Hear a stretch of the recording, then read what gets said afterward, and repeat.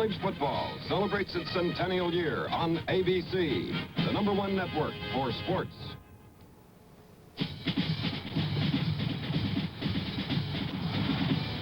Saturday, December 6, 1969, Razorback Stadium, Fayetteville, Arkansas, where the unbeaten and top-ranked Longhorns of Texas, with the nation's most awesome rushing offense, meet the second-ranked Razorbacks of Arkansas, led by quarterback Bill Montgomery, in a battle which should decide the national championship.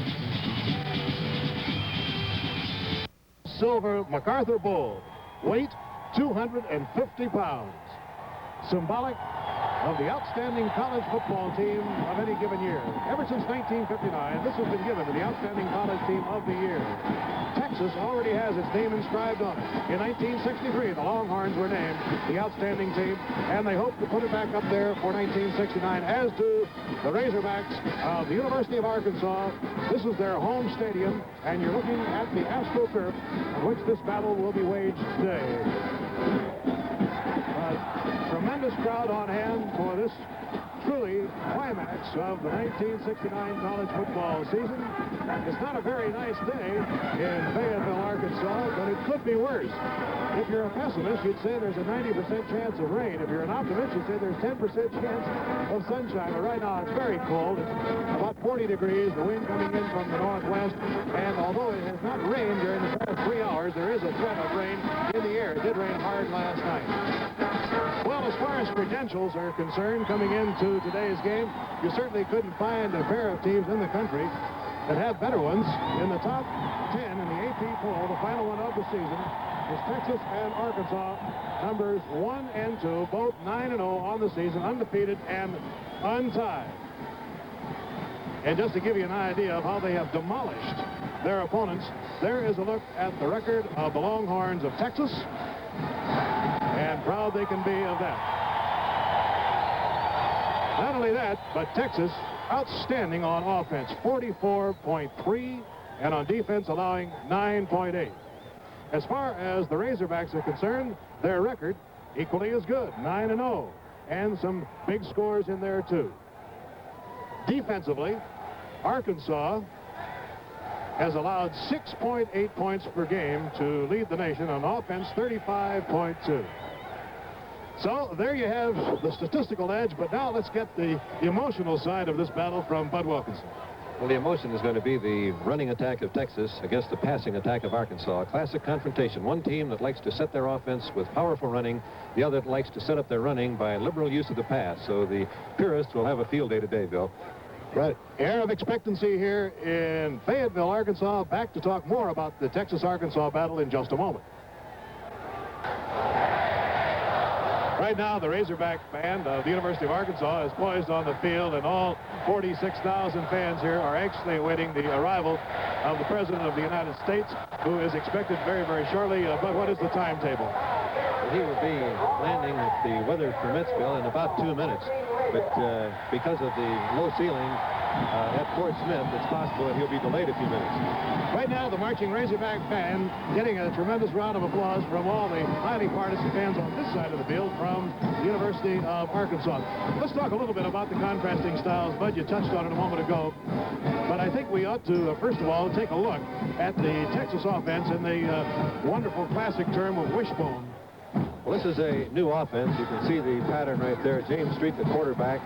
The fullback, Wooster, is up much closer than the normal fullback, so that Street can step out and ride the ball to him, either leaving the ball in on the first option or bringing it back out and then running the option play to the trailing halfback. So just keep in mind that the wishbone is something you're going to be hearing this afternoon. A little bit later on, we'll be able to show you a demonstration in slow motion of just exactly how it looks. As far as these two teams are concerned, I think that the one thing that has to be said about Texas is that they have not this year shown a tremendous passing attack, but the fact is they have scored every 13 plays. In other words, every 13th play they've made a touchdown. That is a remarkable record. Well, I believe that when you have the running threat that they have, you keep the defense so totally unbalanced because you're so consistent with your offense running, and then you hit that big bomb to Spire, and that gives you that good average, Bill. Now we're ready for the invocation to be given today by Billy Graham.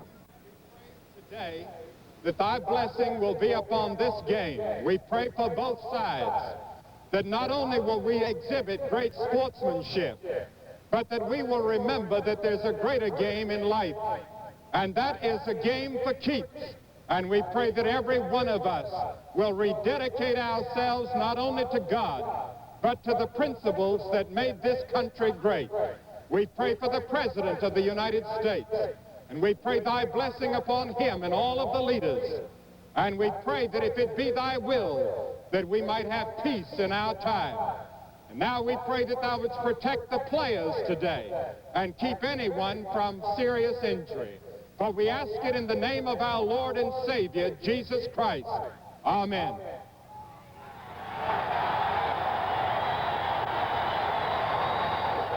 The invocation given by Billy Graham, one of the distinguished guests here today.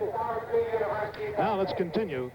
I think we'll just get back to the football just a moment. Let's have the massed bands here with the national anthem with both the Arkansas and the Longhorn bands. Director of the Longhorn Band.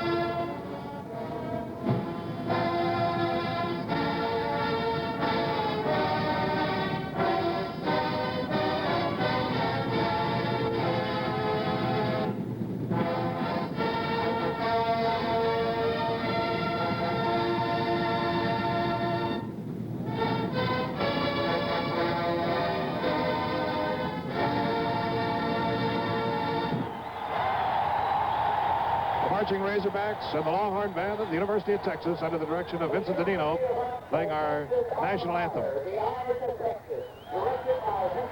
And now a look at the wishbone once again and talk a little bit about it, but let's take a look at some of the action in slow motion of how it actually works. The Texas pattern is built on the fact that all of the plays start out exactly alike, and that does not give the defense any chance to key precisely what hole will be hit.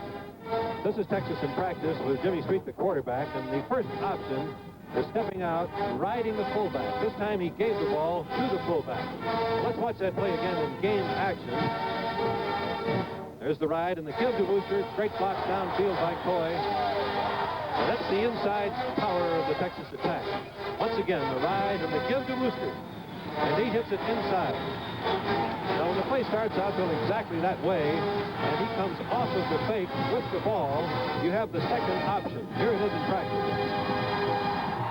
Quarterback Street will step out, ride it to Wooster, but this time the quarterback keeps the ball, and as the end flares wide, he turns up inside the end on what we used to call the old split T option. Here it is in game action.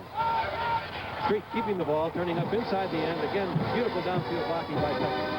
The third option, of course, is the ride to the fullback Wooster, the end playing the quarterback, and the quarterback pitching the ball to the trailing halfback wide. Here they are in practice. The ride, the end plays the quarterback, and he pops it out to the halfback with the lead halfback blocking downfield. Let's watch this one in game action. This is the payoff play, the one that goes all the way. And particularly watch the block that Coy throws ahead of the ball carrier. It's devastating. Beautiful timing, perfect lead, and as you said, Bill, a truly great block. The strength of the running attack of Texas really is that in order to stop those options that we just saw, you have to sort of stand up a little bit and be looking a little bit, wondering who's going to get the ball. And as you stand up, then they come at you with their straight-ahead power plays, and believe me, they really blast it out. Here it is. Play starts exactly the same way. Both backs leading inside, the line firing out. And if you're standing up looking, they knock you out of there on that one.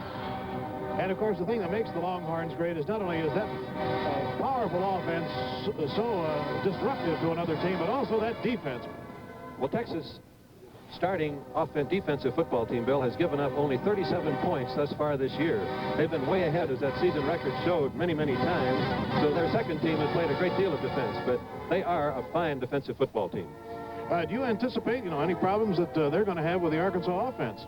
Yes, I think they're going to have a lot of problems because Arkansas today will put their two wide flankers out, Dicus and Reese, and then the inside backs will be running various pass patterns, and the Texas linebackers will have a terribly difficult time to cover them. We'll take a little closer look at the Arkansas offense right after this message. Well, it wasn't too many days ago that the University of Arkansas was in battle against Texas Tech. That was our Thanksgiving Day feature on college football here on ABC. You're having an opportunity again to see Arkansas in action. And let's talk a little bit about the offense, Bud. Well, the Arkansas attack, as we mentioned, Bill, is based on their ability to throw the football, and they've got an outstanding quarterback in Montgomery. Here he is throwing to his split end, Dicus. Dicus, of course, has got great ability to move the ball after he catches it. That was the quick, fast, sprint-out pass. This is the drop-back pass. Great protection, and he hits Morrison. A big, strong tight end over the middle, and Morrison, too, is dangerous after he makes the catch. This is marvelous execution of the screen pass. This goes to Garber. Garber gets that downfield blocking that has made the screen pass a long gainer for Arkansas. But the thing that puts the pressure on the corner men is the quick sprint out, and here it is again. Montgomery rolling, and this time hitting Reese, the flanker back. One of the fastest men in college football. He's 4.4 in a 40-yard dash. And as Arkansas gets you back out of there with that short, quick passing attack, you're vulnerable for the sweep play. And this is Burnett on the sweep, and once again, great downfield blocking.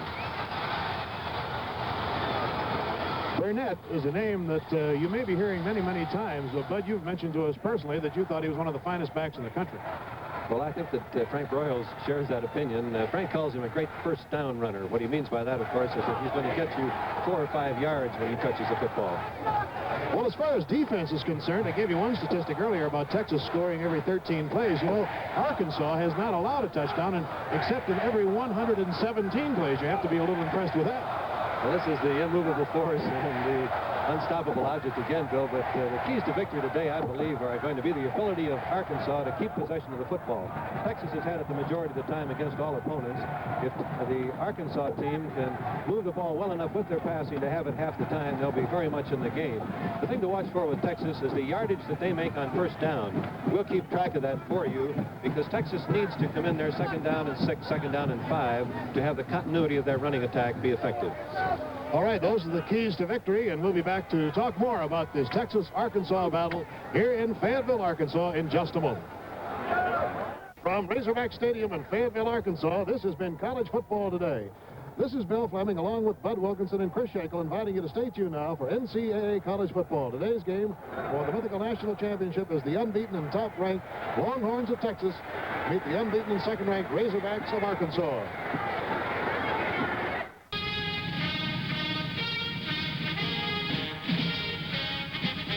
College football celebrates its centennial year on ABC, the #1 network for sports.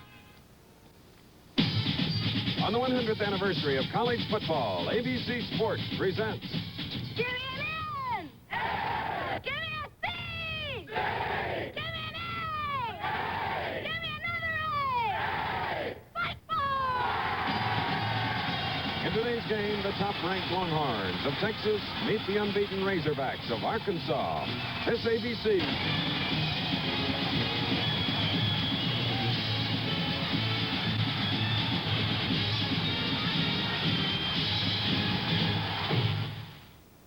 Good afternoon, ladies and gentlemen, and welcome to the game of the year.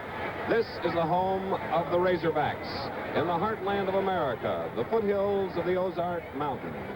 A standing room only crowd of 44,000 are here as the nation's #1 team, the Longhorns from the University of Texas, flying in yesterday, are ready to defend their lofty ranking against the #2 team in the nation, the Razorbacks of Arkansas.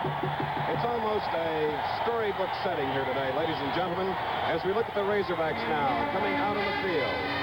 The field, artificial turf, AstroTurf. Although it's been raining for hours, it is not at the moment. This synthetic turf seems to be impervious to water, and the fans here are such rabid football fans that the weather doesn't bother them at all. And we hope wherever you are that you're comfortable and ready to see this game of the year. Cheerleaders galore, and of course we're awaiting the arrival of a very ardent football fan here in Arkansas, our Commander-in-Chief, President Nixon, and they'll be arriving here by helicopter soon from Fort Smith, Arkansas. And here's a man that has arrived on the scene a couple of days ago, and Bud Wilkinson, this must make you feel very much at home, because with your great teams at Oklahoma, here we have two super teams battling it out in the final game of the year in this centennial year. Chris, one of the very interesting things about this game to me is that neither team has any individual player that's high in individual football statistics. Yet the two teams are 1 and 2. Texas, the leading rushing team, the number 2 scoring team in the country. Arkansas, the number 1 team, is preventing scoring. Those are the kind of statistics that mean something, because believe me, it takes great individual brilliance, and these teams both have it, but it's a team game after all. Well, you could take a microscopic look at this game, and there are statistics galore, and we'll try not to give you too many because often they're very boring. But one that I like is the fact that Texas scores a touchdown every 13 plays, and Arkansas, the defense of Arkansas, allows a touchdown only in 105 plays, so something has to give. The way of putting it is that all 4 of the Texas backs, their quarterback, fullback, and both halfbacks, are averaging right at 5 or over 5 yards per try. Bertelson, the left halfback's averaging 7.6. Well, this is going to be some afternoon. It started out, as you saw, college football today with Reverend Billy Graham and the Invocation, and the Texas band and the Arkansas band here. And now everybody's not only anticipating the kickoff, but the arrival of President Nixon. Our colleague is down on the sideline on that artificial turf, so we'll bring him in right now. Here's Bill Fleming. Thank you, Chris. Ladies and gentlemen, first of all, we're going to introduce the offense for the Texas Longhorns. At tight end, number 40, Randy Peschel. At left tackle, number 50, Bobby Wunsch. Left guard, number 64, Bob Mitchell. At center, number 52, Forrest Wiegand. Right guard, number 66, Mike Dean. Right tackle, number 62, Bob McKay. At split end, number 88, Charles Spire. At left halfback, number 35, Jim Bertelson. Right halfback, number 24, Ted Coy. Fullback, number 30, Steve Wooster. Quarterback, number 16, James Street. And the head coach, Darrell Royal. Now the defensive team of the Razorbacks of the University of Arkansas. Number 85, Bruce James. At left tackle, number 71, Gordon McNulty. Right tackle, number 61, Dick Bumpus. Right end, number 72, Rick Kersey. Left linebacker, number 59, Mike Pochetti. Middle linebacker, number 64, Cliff Powell. Right linebacker, number 53, Lynn Garner. Left halfback, number 24, Terry Stewart. Right halfback, number 18, Jerry Moore. The monster man, number 49, Bobby Field. The safety, number 36, Dennis Berner, and the head coach, Frank Boyle. Pre-game activities have been concluded, and we'll be back for the opening kickoff here at Razorback Stadium in Fayetteville, Arkansas. Well, we're moments away now from a renewal of a great rivalry, Texas-Arkansas. It's been especially great the last 10 years because the two coaches involved, who are great friends, Frank Broyles of the Razorbacks of Arkansas and Darrell Royal of the University of Texas. And now, going to the center of the field, we have, on the far side, number 16, Jim Street, the quarterback, Ted Coy, the halfback, and defensive linebacker Glenn Halsell, number 67 for Texas. On the near side, we have Jerry Dossey, Cliff Powell, and number 34, Bruce Maxwell, along with Brand number 57, who has been designated an All-America. And you'll see why when you see him play. So now let's go down on the field to the referee, Carl Landis. Who will be your field judge, Mr. Lawson, who will be your head linesman, Mr. Schrader, who will be your umpire. Texas, you're the visiting team, and who will call the toss? Captain Street, I'll toss the coin in the air, and I'll catch it in my hand like this. If I drop it, we will toss it again. Will you call the toss in the air, please? You call tails, he called tails, and it is heads. You won the toss. You will defend that goal. Captain, will you receive or kick? You will receive. Sit down, gentlemen, with your back.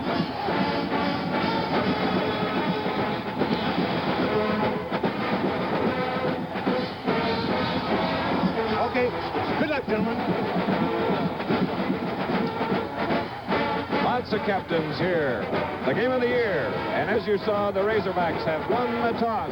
And they have elected to kick. And a man that was elected to the presidency. Helicopters now beginning to make their arrival off to the right, to the far side of the end zone. This is one of the, what they call the white tops. And there you see it. There will be 5 of them. It's scheduled that President Nixon will be in the second helicopter. There is a presidential party which will include various congressmen and senators like Congressman Bush. There will be Governor Winthrop Rockefeller of Arkansas, Senator McClellan, Senator Tower, and a host of others. And we'll talk more about that a little bit later. Right now, Bud, were you surprised Arkansas winning the toss and electing to kick? No, they've got the wind at their back now with an excellent kickoff man. He's one of the fine kickers at Stockdale.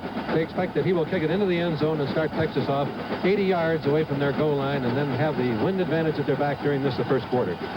All right, loosening up that leg, wearing that red jersey, the symbol of the Razorbacks in their home territory, and you'll hear them call the Hogs a little bit later on, and there will be hook'em horns on the part of Texas as Bill McClard, number 19, who is a sophomore. He's kicked 7 of 9 field goals, and he's very accurate on points after.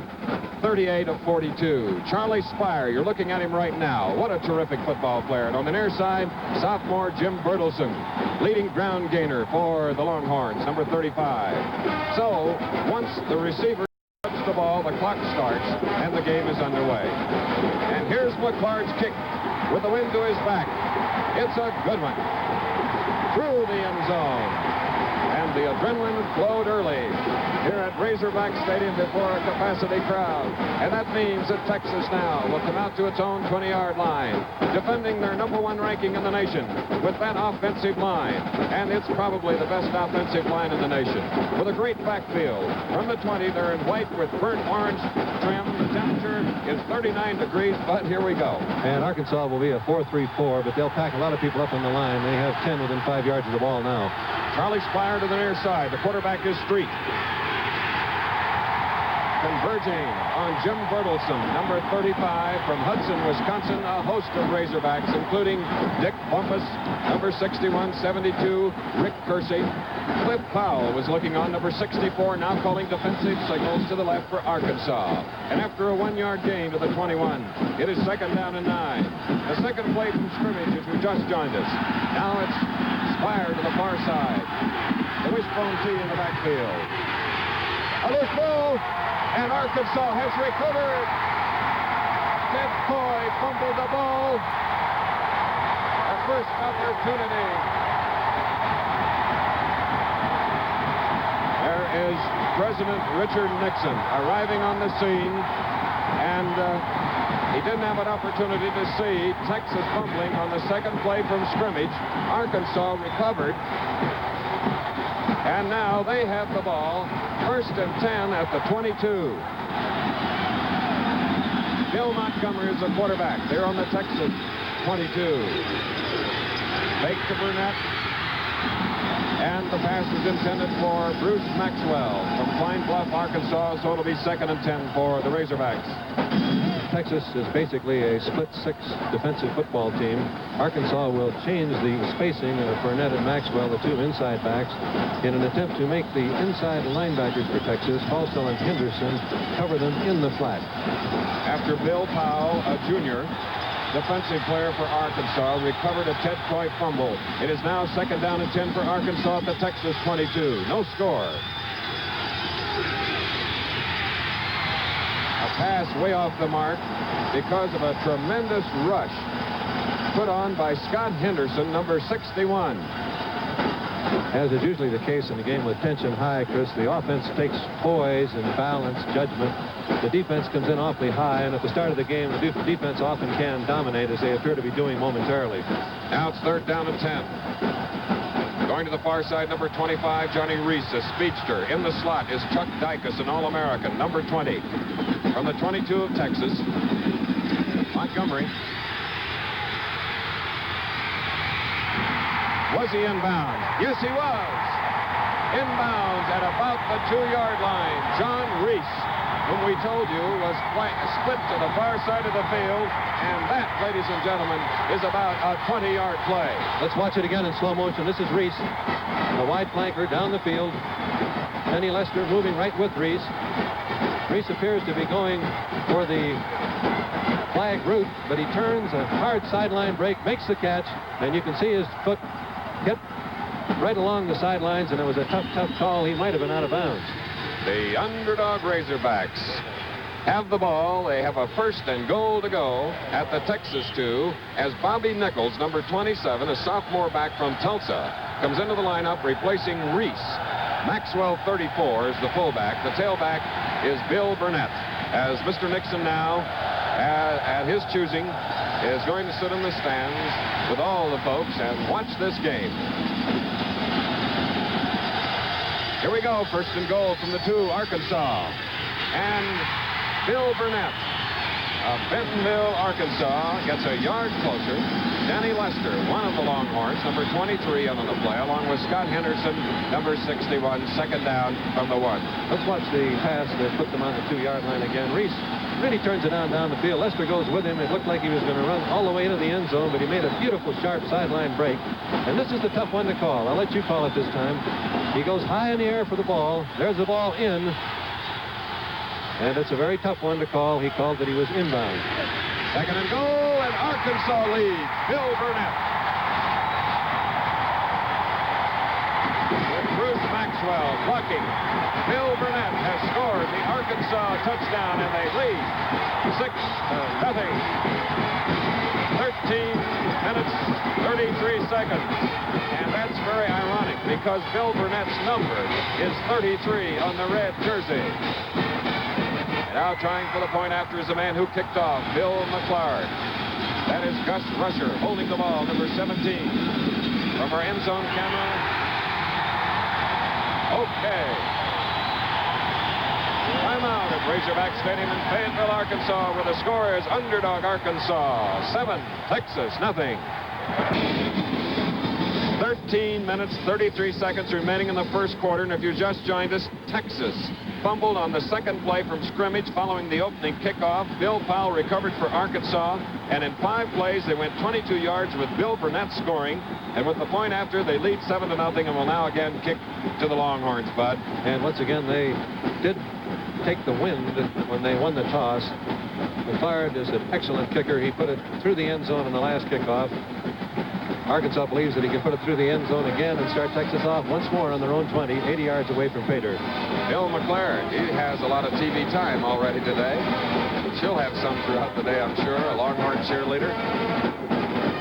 Arkansas, 15 straight wins, Texas 18 straight. Back deep, we have Bertelsen in the end zone. Number 35, and Cotton Spire turns around, advises him not to run it out, so it'll be a touchback.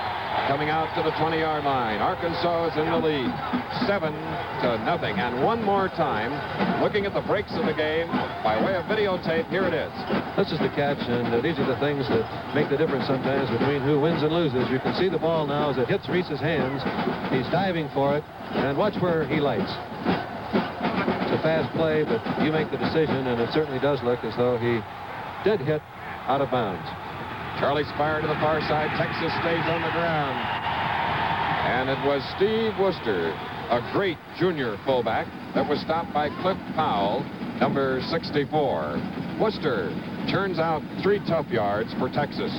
And the Arkansas defensive plan, of course, will be to jump around with their linemen and linebackers, attempting to shoot the gap and force the fumbles that will break up the continuity of the Texas running offense. Texas has not passed yet. They've stayed on the ground. And there's Worcester. Worcester going across his own 25. Let's see where his forward progress was marked. It should be enough for the first down. It is. Texas, 1st and 10. There's the backfield. Street 16, Bertelsen 35, Coy 24, Worcester 30. The ball is on the 30 now. Spire to the far side, number 88.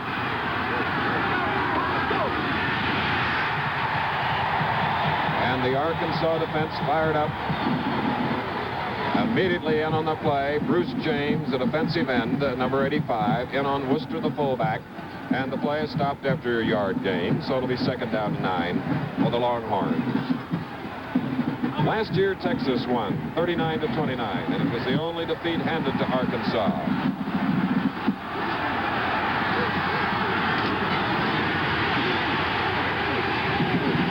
And there's some more Texas might on the artificial turf. Going across the 35 was Steve Worcester, the fullback again, and he gets up to the 36, a 5-yard gain, 3rd and 4. And the pattern that Arkansas is using is to jump a linebacker in an upright position on the Texas tight end. Texas is sending the end downfield and then blocking the stand-up man with the lead halfback, who's been doing a good job in the last few plays. Texas with the number 2 scoring offense, averaging 44 points a game. 3rd and 4. Coy trying to get outside, and the 4 yards, did he?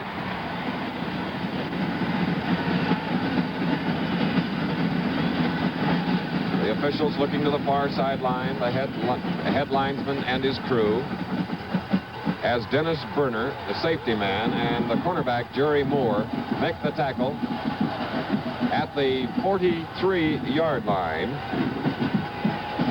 And the balance of the attack, of course, is that tremendous inside fake to Worcester. When he's coming over the ball all the time, you do freeze the middle. Coy got 7 yards, another first down for Texas. And there's one of the captains, Ted Coy, carrying Bruce James, 85, 64, Cliff Powell. Come in to battle him down at the 45. It'll be 2nd down and 8. Arkansas is in the lead, 7-0. And Arkansas is putting single coverage on Cotton Spire. Texas should be able to throw to him if and when they want to go to their passing attack. 2nd and 8. And Jimmy Street, the leader down on the field for Texas, is stopped by number 61, Dick Bumpus of Fort Smith. Let's watch Powell, the middle linebacker for Texas, moving to the outside. That's Coy going in to make the block. Powell comes back, moving away from Coy to make the tackle on Street. 32 yards rushing in 9 plays for Texas. 3rd and 2 at the Arkansas 49.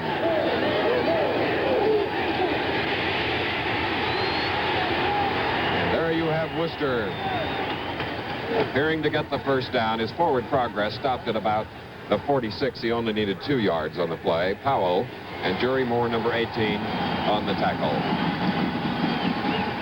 3rd first down for Texas in this drive. If you just joined us, when they took the opening kickoff on the 2nd play, they fumbled. Arkansas recovered. They went 22 yards in 5 plays to take a 7-0 lead. Now with 9 minutes, 53 seconds left in the first quarter, Jimmy Street, the Texas quarterback. 1st and 10.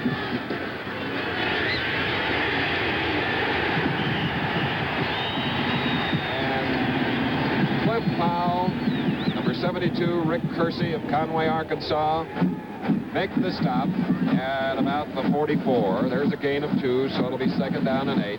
Roger Harnish, a sophomore, left tackle, also in on the play.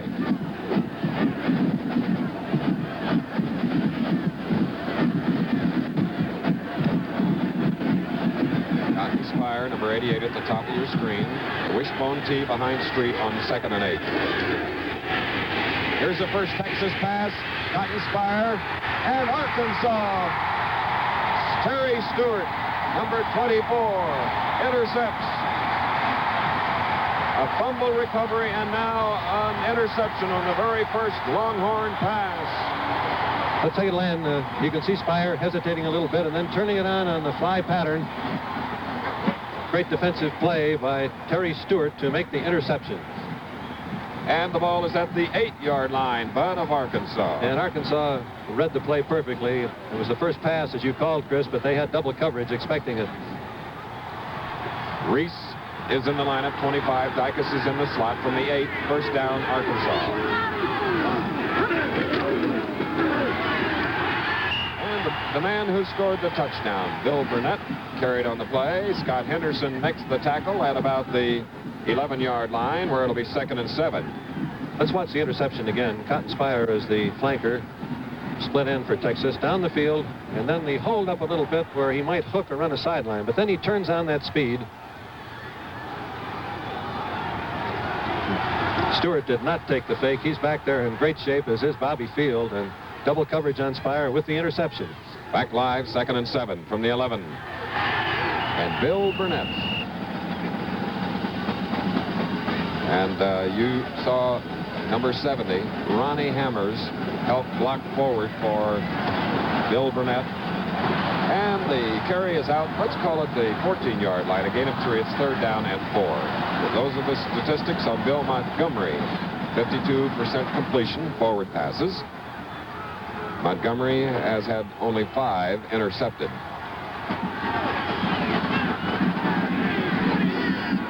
Third and 4.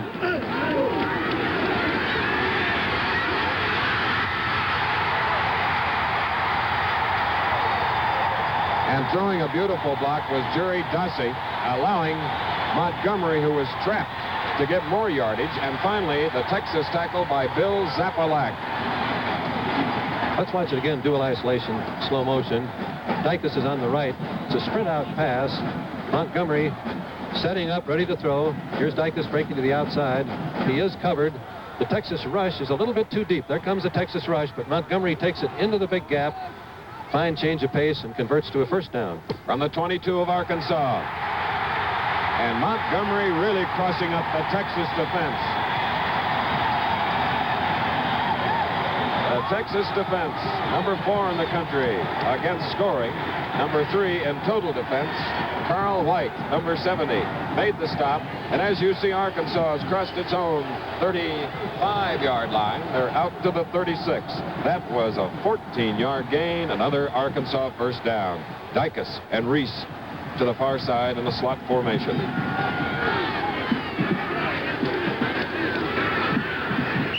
Bill Burnett, 190-pounder. And only a junior, a great player, with the first marker on the field. There has been an infraction.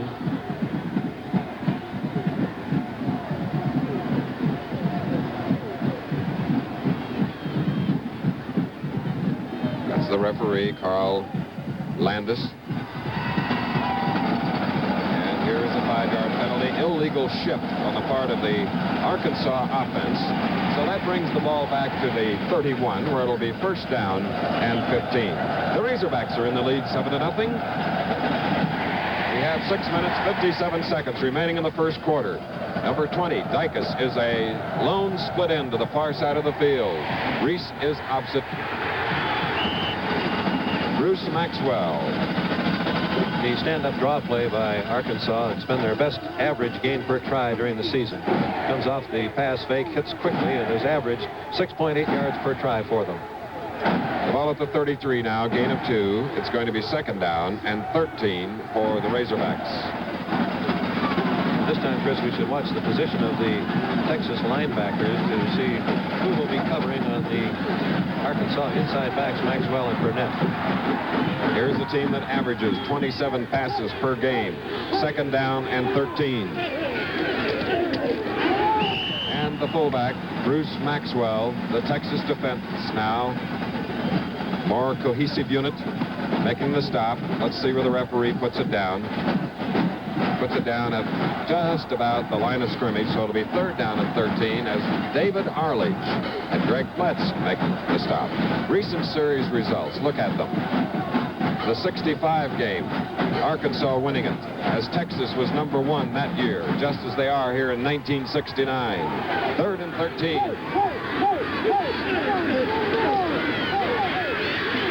Montgomery, the Chuck Dicus, And Chuck Dicus is at the Texas 45. First down, the Razorbacks.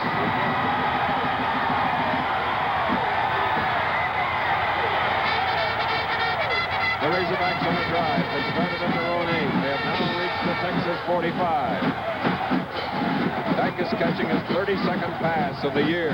Montgomery now has thrown 4 times. He has completed 2 for 42 yards. Arkansas leading 7-0. Here's the man that caught the pass coming to the near side. Dicus. Reese is opposite. Brennan Maxwell, the setbacks behind Montgomery. Blocking now. No avail. Bill Atessis is number 77. And number 70 is Carl White for the Longhorns defense. And there is a loss on the play. Back to the Arkansas 49. There's a loss of 6 at second down and 16. Arkansas. Remarkable poise by Montgomery again. He was rushed very hard. He pulled the ball down, made a couple of moves, and almost shook off the great rush as he did previously to pick up the first down. All-American Rodney Brand over the ball now, ready to snap it to his quarterback, Bill Montgomery. 2nd and 16 from their own 49.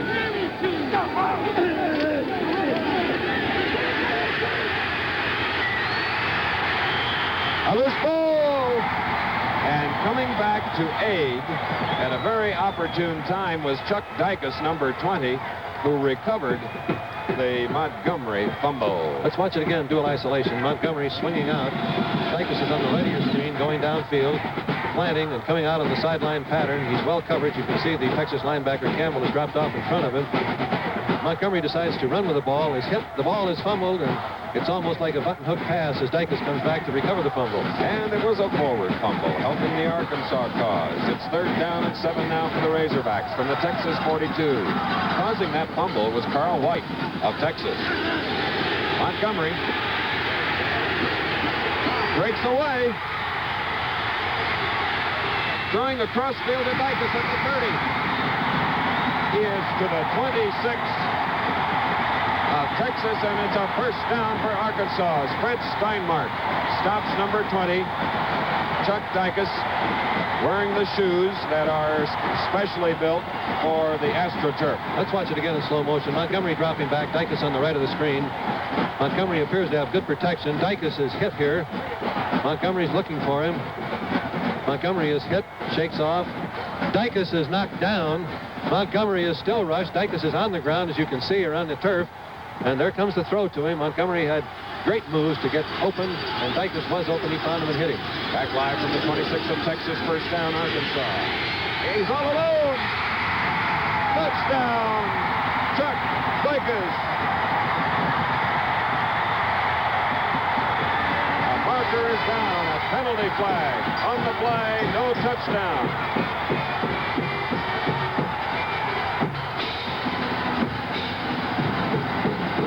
Dicus had beaten his man. That's an understatement, Chris. All right.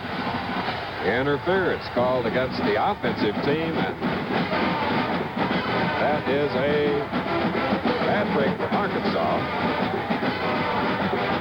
Let's see it again, Bud. Let's watch it again. Dicus was a wide receiver. He's breaking straight through on what we call the post pattern. The Texas safety man had moved up, and he's wide open. Montgomery makes, again, a perfect throw. And it was 6 points, but the 15-yard penalty nullified the Arkansas touchdown. Now it's 1st and 25 for the Razorbacks. The ball is at the Texas 41. Arkansas leading 7-0 with 3 minutes 6 seconds remaining in the first quarter. Reese to the far side. Dicus is out. And Montgomery is rushed. David Arley was one of them, number 89. Number 77, Bill Atessis, and the loss is back to the Arkansas 36. What a remarkable job he did of adjusting back there, Chris. He is really tough to get down. Now it'll be 2nd down and about 48. How's that for a long yardage situation? And that's coming off what was a touchdown for you also. A little bit discouraging. Yes. The Arkansas offense, number 9 scoring, averaging 35 points a game. They have rare offensive balance. Dykes to the far side, but it's Maxwell, recently recovered from an injury that was stopped on the play by Greg Pletz, number 31. With 2 minutes and 4 seconds remaining in the first quarter, and Arkansas in the lead. We have a third down and 42. Arkansas has had the ball the last 7 minutes. And that was their game plan. They certainly executed well on that possession. And here's the kick by Gary Stockdale. And it's taken by Cotton Spire. Spire worms his way out to the 30-yard line. And so after a long possession by Arkansas, Texas will take over following a 45-yard punt. ABC and the NCAA combined to celebrate the centennial year of college football. With timeout, the score Arkansas 7, Texas nothing. A 39-degree afternoon. The ceiling, the fog, the clouds are becoming very, very low now. Probably only about 400 or 500 feet, and perhaps you can see it between our ABC color cameras and the scoreboard, which indicates Arkansas is in the lead 7-0.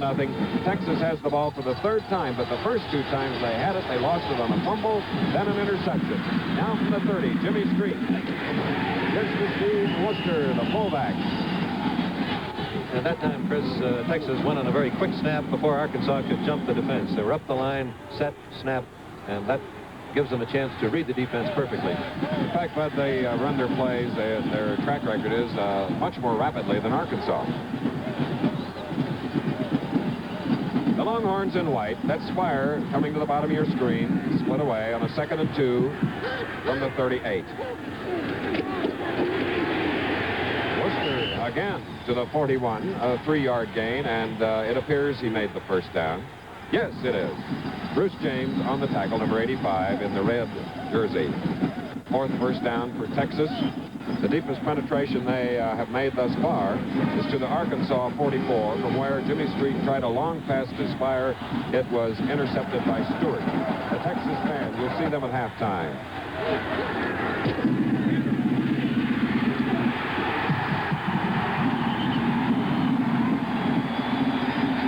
59 is Mike Buschetti, a junior. 72, Rick Kersey.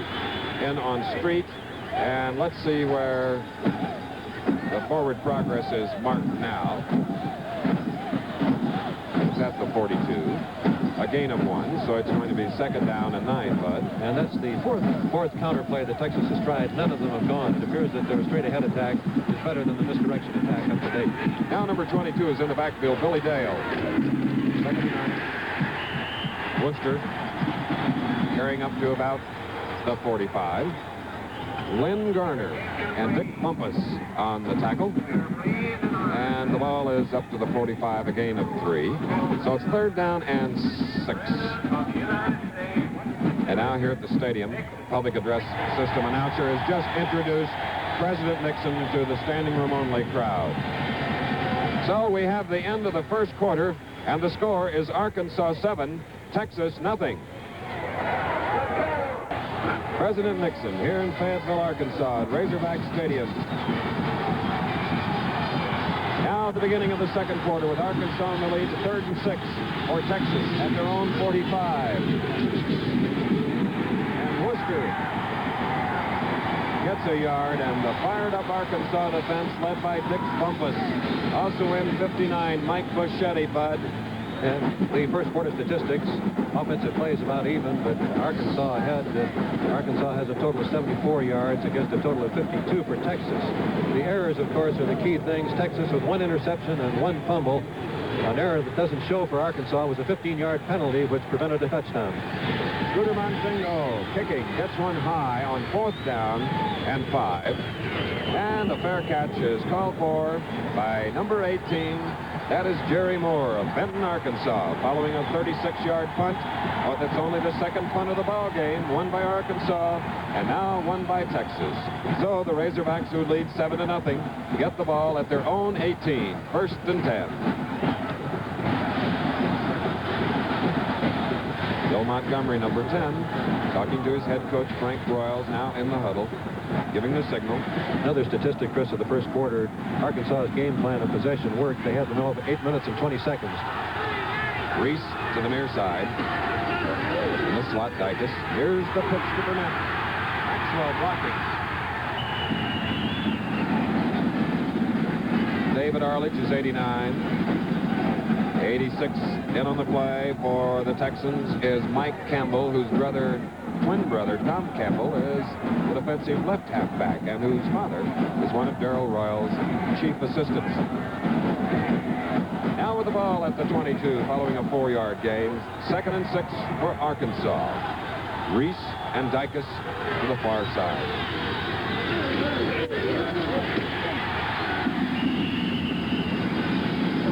Bill Burnett, 33. Burnett's the man that scored the touchdown for the Razorbacks as we look at Bill Montgomery. And he's looking at the sidelines to get a signal pass run. I would guess this time, Chris, it would be some sort of pass. Bill Montgomery, a junior from Carrollton, Texas, going against the Longhorns today. Because now it's a 3rd down and 3 at the 25 of Arkansas. Dicus and Reese. And it's Bruce Maxwell that tries for the first down on the turf. Also joined by Carl White on the tackle. And their advance appears to not be sufficient, stopping at the 27, so it's 4th down and 1.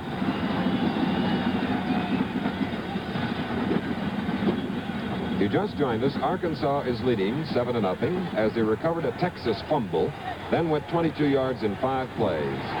Stockdale, who's averaged 38 yards a kick, now into about a 5-mile-an-hour wind into the east, or rather north. And he booms that one. And Cotton Spire wisely calls for a fair catch around his own 37. A 36-yard punt in this, the centennial year of college football. With timeout, the score, Arkansas 7, Texas nothing. Razorback Stadium, and a greeting to Colonel Sanders. That's a well-known face around the country. Before the game, Frank Broyles said they'd stay with their running defense as long as Texas stayed with their running attack, and they'd have 2 men going for Worcester most of the time. Thus far, it's been successful. Number the Texas 37, Spire to the far side, 1st down. And Ted Coy is upended. What a defensive play by Lynn Garner, the middle linebacker. And there is a marker on the turf. Let's see if it was a clipping penalty. Number 64, doing the guiding down there, is Cliff Powell. And here's a big 15-yarder. It is a personal foul, a clip, against the offensive unit of Texas. Number 1 in the country, now forced back to their own 24. And for Texas, the down remains the same. Arkansas is winning the battle along the line of scrimmage a little and getting penetration, and that makes it very difficult to run the triple option.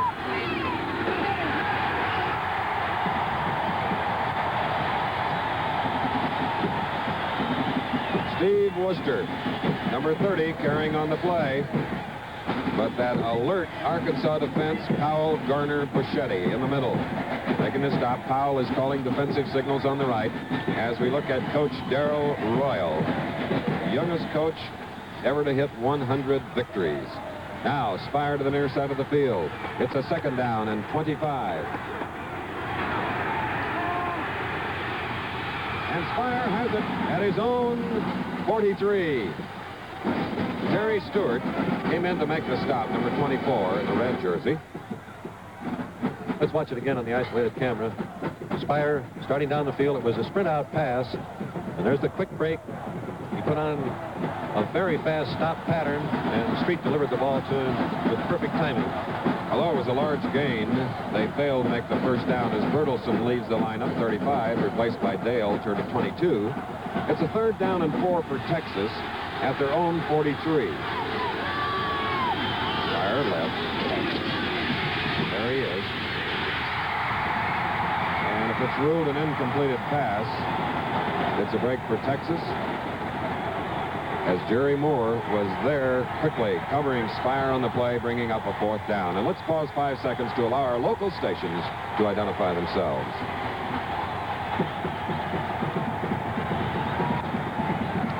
The theory of the hitch pass that Texas just tried is that Spire has enough speed to have the halfback playing him loose, but Arkansas failed to accept that strategy. They were uptight and were on him as the ball was delivered. Monzingo to kick for Texas. It's high, floating down, hard to field, so Jerry Moore, number 18, catches it following a 37-yard journey, and now Arkansas will get the ball, 1st and 10, around the 20. This afternoon at 5 Eastern Time, 4 Central, ABC's Wide World of Sports will be in Las Vegas, Nevada for live color coverage of the Sonny Liston, the Otis Martin 12-round bout, preliminary bout featuring the Olympic gold medalist in the heavyweight division, George Foreman. That's Wide World of Sports at 5 Eastern Time today. Now it's Arkansas with the ball. Let's call it their own 20. Chuck Dicus. He's having quite an afternoon, isn't he? Mike Campbell joined by Glenn Halsell on the tackle. Let's watch it again, dual isolation. You'll see a fine inside fake here as Maxwell comes over the ball. Dicus dropping back to pick up the screen. Montgomery throwing to him. Great follow through. He looks like a pitcher. The blocking forms for Dicus, and he does a good job of running for daylight downfield. For Dicus' 3rd catch, that one for 15 yards. And Bruce Maxwell comes out of the backfield and moves upfield where Bill Zapolak trips him up. Forward progress stopped at the 43-yard line. A beautiful gain of 8 yards, so it'll be 2nd down and 2. That's the stand-up draw that we mentioned earlier. Texas stopped it for a 1.5 gain the first time, but it's been the biggest average per try running play for Arkansas this season.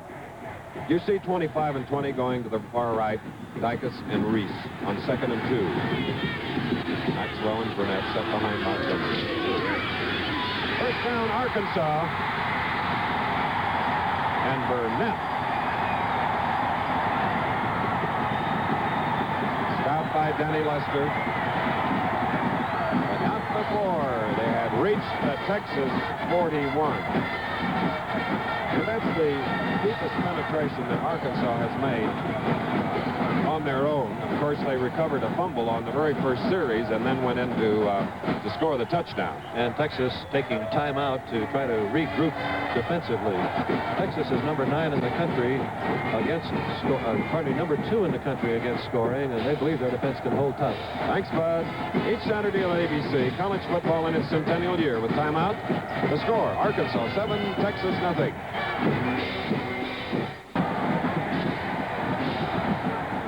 On the left, that is Bobby Specht of Texas Tech, the centennial queen of football. Happy girl here today. And Becky Trickey, her chaperone. Right now it's Arkansas at the Texas 41, 1st down.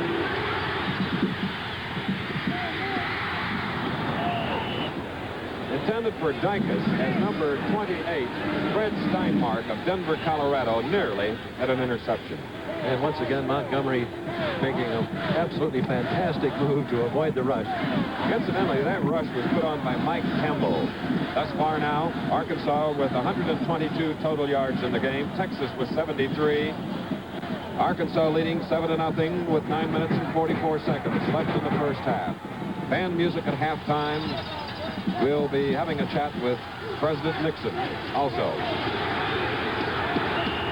Bruce Maxwell on a 2nd and 10 play from the 41. Carl White helping to make the tackle, joined by Scott Henderson. And he is stopped at the 37.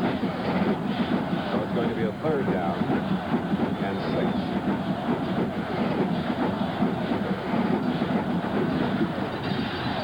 Set away from the line and the backfield, Dicus and Reese. 3rd and 6. Pat Morris is quite a bit. He's the tight end to the near side. And Busting through was first-year man Carl White of McKinney, Texas, number 70. Great defensive job, forcing the Razorbacks back to 47 of Texas. A 10-yard loss, 4th down and 16, Bud. McLeod was practically within field goal range. That loss took away the field goal opportunity. Cotton Spire's gone deep as Kerry Stockdale. There's Spire, 4th and 16. He'll be kicking the ball from about his own 45. End over end, Spire says fair catch. Fair catch. Let's say the 18-yard line, 29-yard punt. Tomorrow in college football, 1969, you'll be able to see many of the outstanding games and most exciting plays of this centennial year of football. So be sure to watch the program beginning at 12 noon. Consult your local listings for time and station in your area. Well, the Longhorns, they are not on the scoreboard. Now they have the ball at their own 18, 1st and 10. Bertelsen to the far side as a flanker.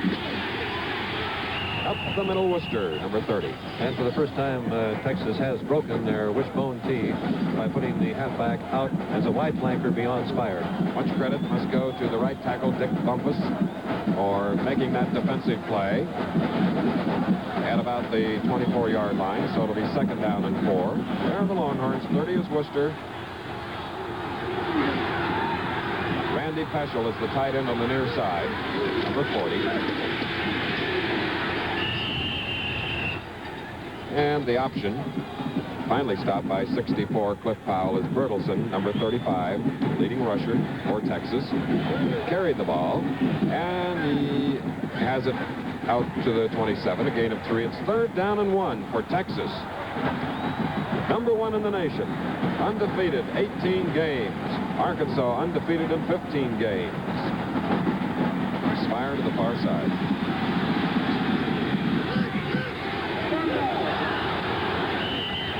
Flying everywhere. You saw the early movement.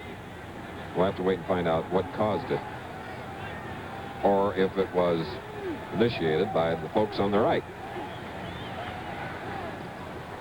What do you think, Bud? I think that Arkansas moved first and probably got contact. Okay. But that looks like he's going to go the wrong way, and so I called it wrong. Still a conference.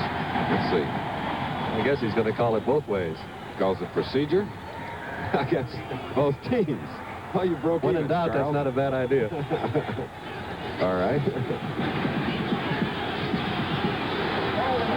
So we replay the down. Still need a yard. Did they get it?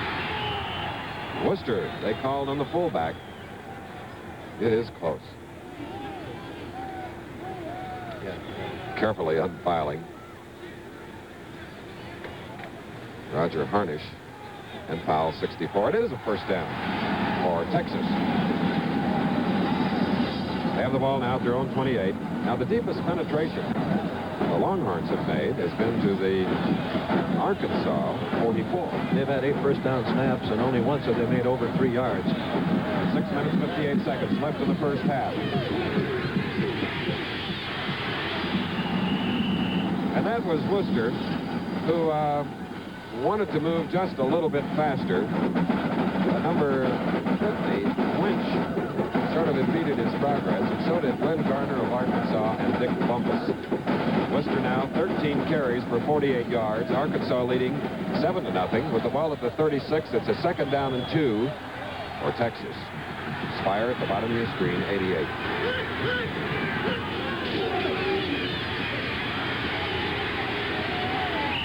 Ted Coy, 64. Cliff Powell again, and 49 was Bobby Field, the monster man. And the pattern of the Texas offense is very typical. They put the double flanker out on 1st down the last 2 occasions and then ran away from the Arkansas shift to the flanker, then coming back with the power play. Let's watch Powell here, the middle linebacker again. Strong, 210. He hits for keeps, and he drives Coy back, stood off with him and drove him back. On the 1st down play from the 41, it was Worcester. And in on the play for Arkansas, you saw him getting up, was number 68, Phillips, and 64, Powell. So with the ball out at the 46 now, that is a 5-yard gain. It's 2nd and 5 with 5 minutes 39 seconds left in the first half. Arkansas 7, Texas nothing. Spire split left. And Jim Bertelsen, who this year has had a great average after 9 games of nearly 8 yards per carry, moves the ball forward to the 48. That's a gain of only 2, so it's 3rd down and 3. So another 3rd down situation for Texas.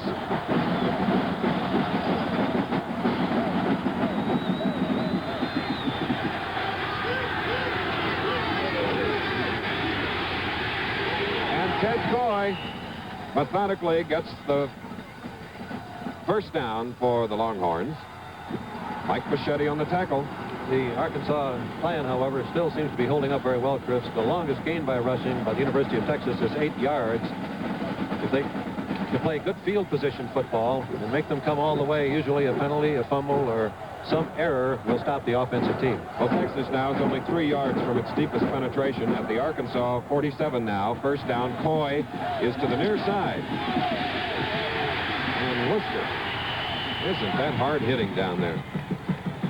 Powell 64, 85, James 18 is Jerry Moore, and Kersey 72. Let's take another look at Powell, a great middle linebacker of Arkansas. Here he is stepping up, taking on the hard block, fighting through the block, getting penetration, and knocking down the blockers. And although he didn't get to the ball, he wiped them out so the rest of the people could. After a 3-yard gain to the 44, 2nd and 7 for Texas. There's Bertelsen from Wisconsin coming to the 40-yard line for a gain of 4, 3rd down and 3. And at this pace, they'll have a hard time making it, Chris, even though they keep possession, because the clock shows only 3:40 remaining. 3rd down and 3 for Texas at the Arkansas 40.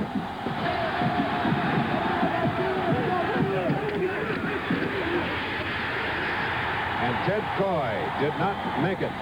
Bringing up a 4th down is Bruce James. 85, you see him getting up there. Joined by Lynn Garner, number 53. And Phillips, number 68. He missed it by about 2 yards, Bud. Darrell's faced with a choice. Do we go for it or do we kick? And I believe he's going to go for it with the time remaining on the clock. There's the distance needed, about 2 yards. 3:07 to go in the first half. Arkansas leading 7-0. Timeout here at Razorback Stadium in Fayetteville, Arkansas. The score, the Razorbacks 7, the Longhorns nothing. Yes, the home of the Razorbacks, the Hogs, hosting the Texas Longhorns today. And there is a most unusual headgear. For Texas now, they're going for it on 4th down and 2. It's the wishbone, backfield. Spires, spit to the near side.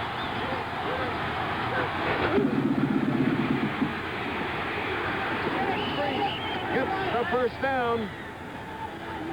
Cliff Powell and Gardner had to move laterally very fast in order to come in on the play. And there you see it, a gamble paying off. But and you always wonder what to go with on. Most people go with a straight-ahead quick hitting play. That was the counter option, a very delayed play for Texas on 4th and short. Line of scrimmage now is the 36 of Arkansas. And we have Bichetti, Mike Bichetti, making a lunging grab at the ball carrier on the play, Bertelsen. And as you see, Bertelsen moved across the Arkansas 35. A 2-yard gain, 2nd down and 8. The halftime music today, an interview with President Nixon. Jimmy Street, number 16. And Bertelsen, brought down by Stewart. And Bobby Field. The pursuit of the Arkansas defense is magnificent. They're marvelous athletes. They've got great balance. They adjust and move with great speed to the ball. Randy Stout, 6'2", 250, is in the lineup for Texas, replacing Bobby Mitchell at left guard on a 3rd down and 6 now from the 32 of Arkansas.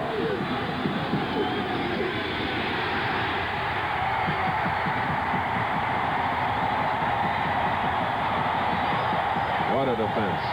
Bruce James, 85, 72, Kersey, 49, Bobby Field. Today's game is the final regular season telecast of major college football this centennial year. Next Saturday, you'll see the Liberty Bowl, or one of 4 college division regional championships. At this time, the National Collegiate Athletic Association wishes to express its deep appreciation to the American Broadcasting Company for the exceptional presentation of college football during 1969. ABC's highly skilled staff has very successfully captured the color, excitement, and fierce competition of the college game. The NCAA is grateful, too, to its outstanding list of sponsors and to you millions of spectators who have shown your great support of intercollegiate football in campus stadiums across the country. With plenty of bowl action during the holidays ahead, the NCAA hopes your vacation spirit will be made brighter by college football, the All-American game for all Americans. This a message from Executive Director of the NCAA, Walter Byers, and we're happy to accept it and read it. Thank you very much. Texas now with 102 net yards rushing. From 32 rushes, averaging only 3 yards per try, which is below their first 9-game average. Well, here's a 4th down now. At the 31, 4th down and 5, and the second time that they've had to go for it. 3 receivers out, and that was Dennis Berner, number 36, who knocked it down on a pass intended for Bertelson. And listen to these Razorback fans.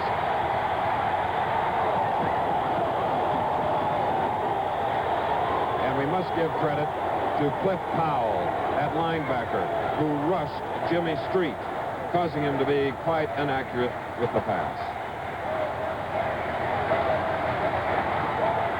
Texas just had the ball for 7 minutes. Now Arkansas at the 31. Montgomery, the quarterback. They lead 7-0. Burnett, who scored the touchdown, gets nearly 5 yards to the 36. Atessis on the tackle. Let's take a look at the slow motion here of Powell rushing. Here he is. Street has barely got the ball back as Powell came through absolutely clean. Street was able to get rid of the ball, but the throw was inaccurate with that much of a rush. Powell having a great day from his middle linebacker spot. Arkansas averaging about 35 points a game. They have a 2nd and 6 now, their own 36. He just tucks it in that midsection butt and goes. Burnett.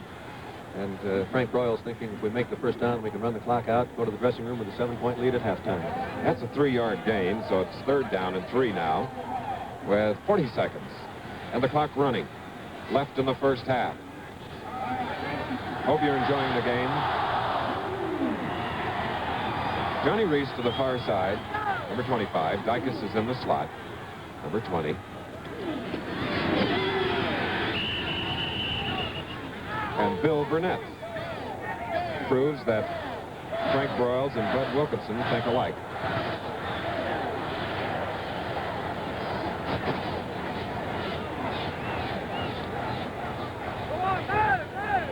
Ball is just across the 40 to the 41. A measurement now with 13 seconds remaining in that first half.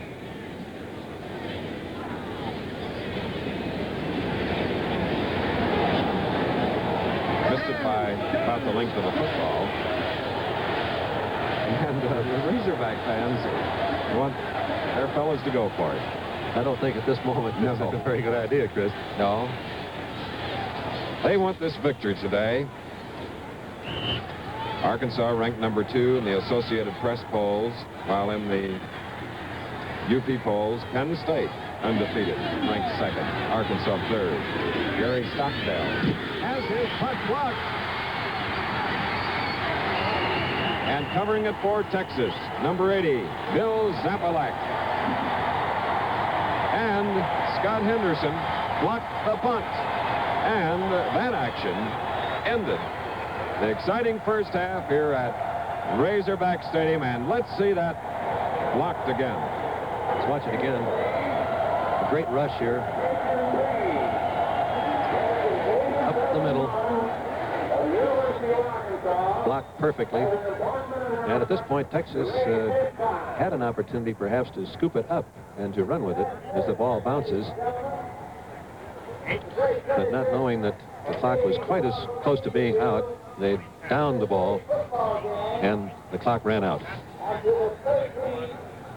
There's a great halftime of entertainment coming up. The score here at Razorback Stadium in Fayetteville, Arkansas, the Razorbacks 7, the Longhorns nothing.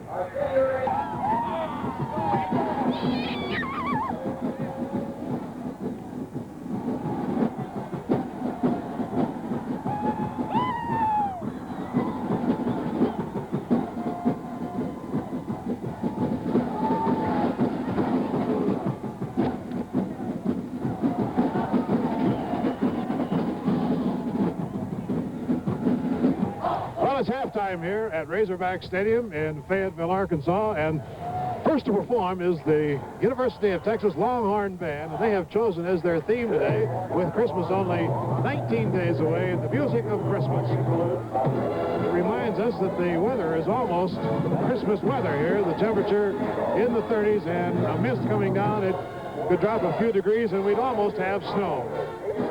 First Noel, angels we have heard on high, and here we come a-caroling. The Longhorn Band, under the direction of Dr. Vincent Danino.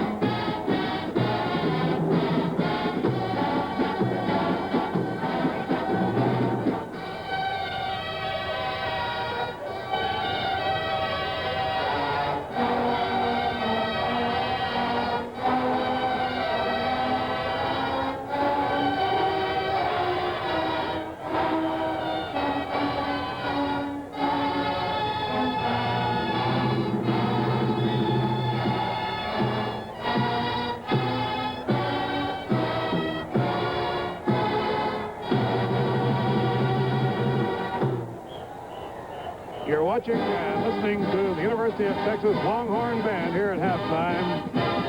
The game between Texas and Arkansas, with Arkansas leading Texas 7-0.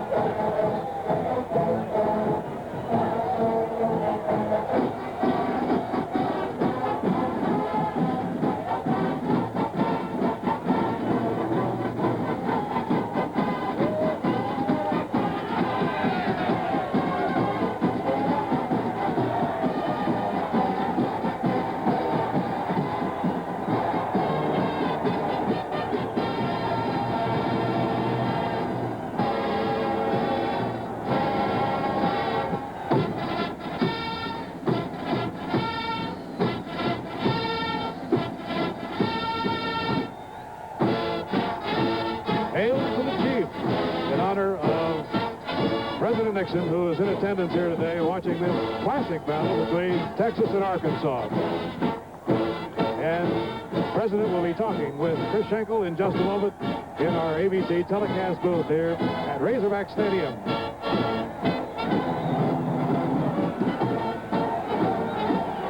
And Nixon spelled out on the field by the Longhorn Band.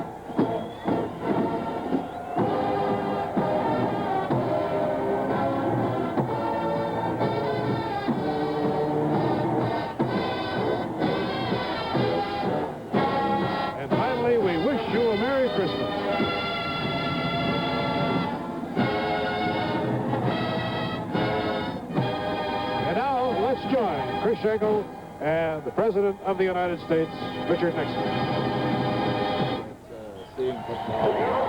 Well, Mr. President, Bud and I are so pleased that you came up into our office to pay us a visit at halftime.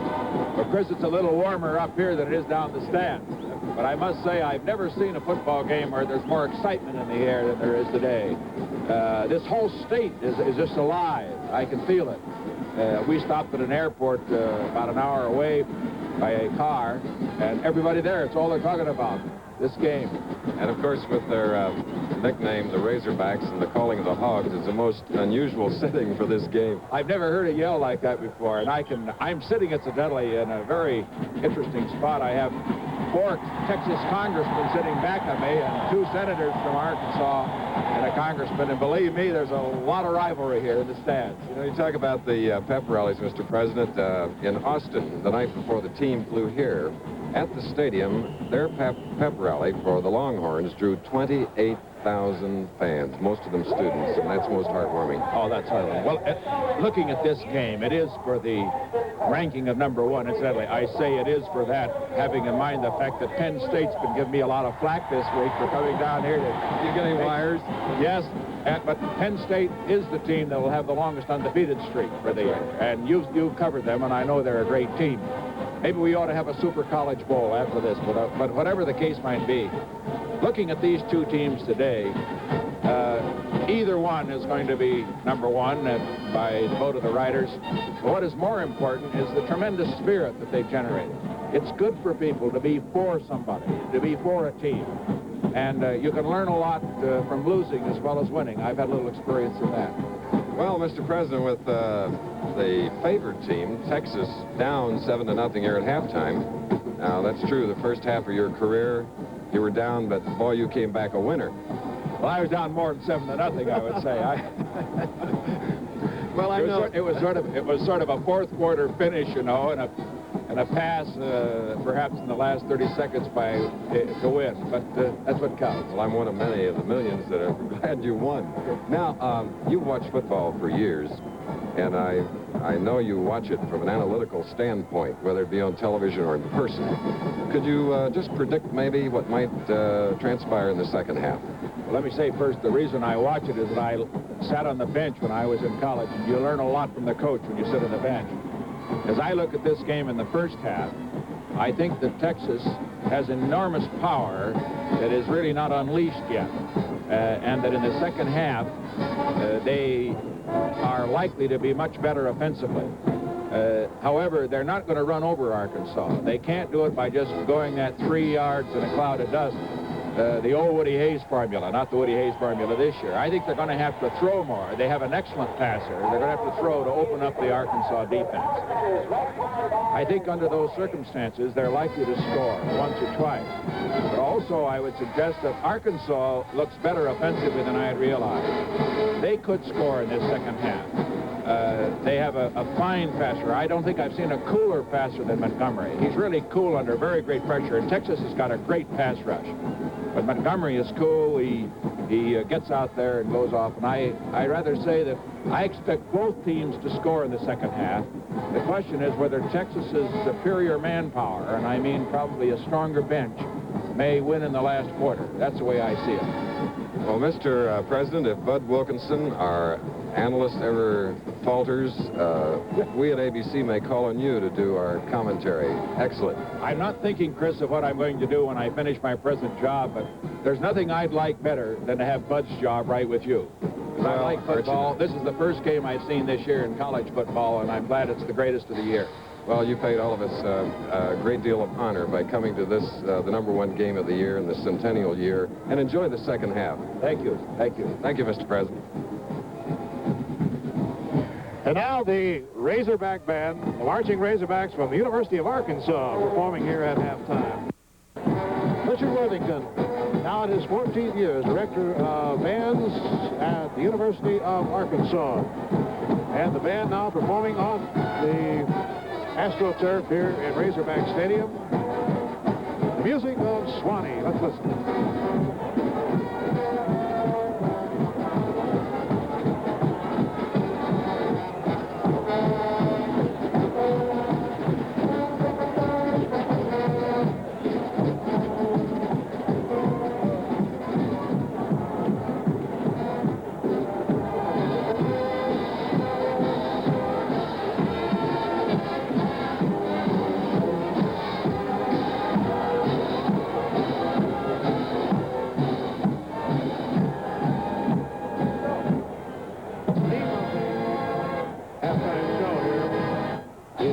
That rocks both past and present.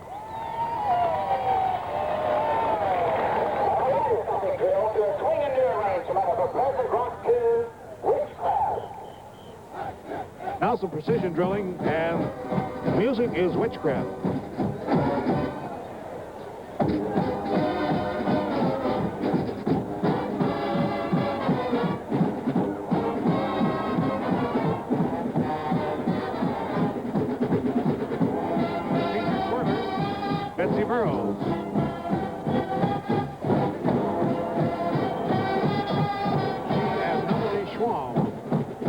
Two featured twirlers here today. Majorettes, of course, are very much in attendance. The drum majors are Gary Ricketts and Thomas Thompson.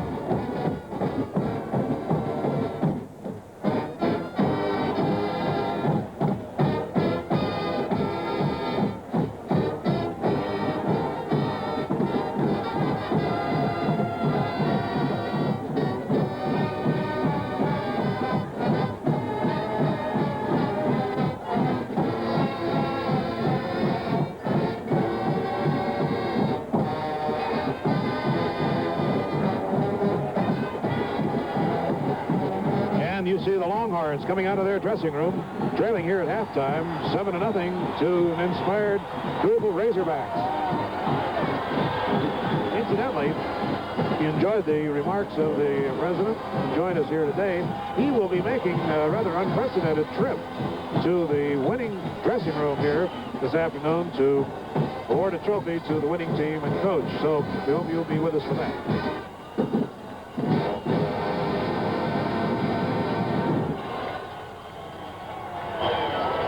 Marching Razorbacks.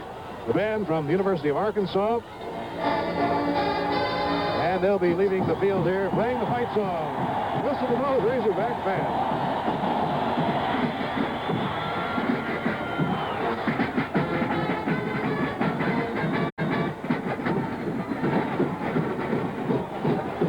Halftime, the music are over, and coming up next, the second half of football. And the score here in Fayetteville, Arkansas. Arkansas 7, Texas nothing.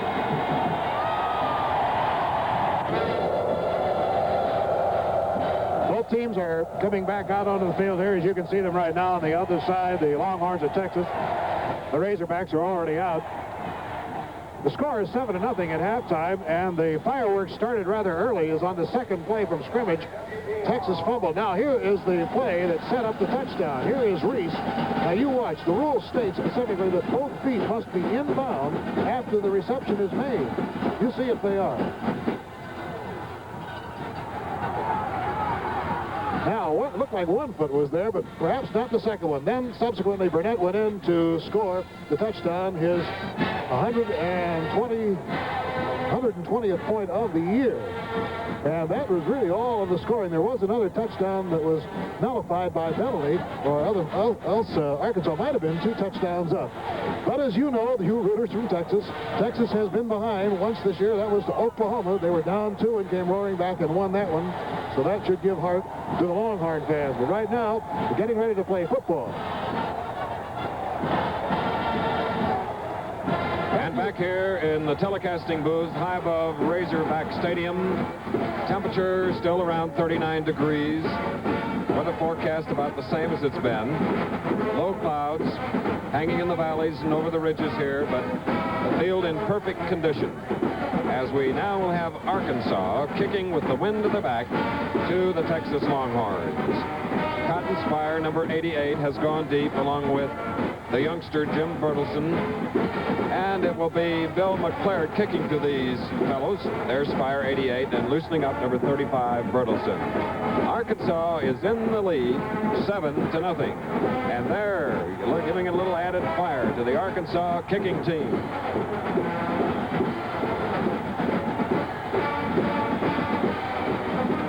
Winner of this game goes to the Cotton Bowl. The team that finishes on the short end of the score will go to the Sugar Bowl, and the second half, when the ball is touched, will be underway. But in this case, it went out of bounds on the kickoff, which means a 5-yard penalty and a re-kick. And I believe let's take a look at the statistics of the first half. The offensive plays, Texas having run more plays, but the interesting statistic, total yards, 122 for Texas, 122 for Arkansas. You can't have it much closer than that. Interceptions and fumbles, Texas has had 2 bad errors, Arkansas no turnovers. Time of possession, Texas had the ball 15 minutes and 40 seconds against 14-20, so that's practically even also.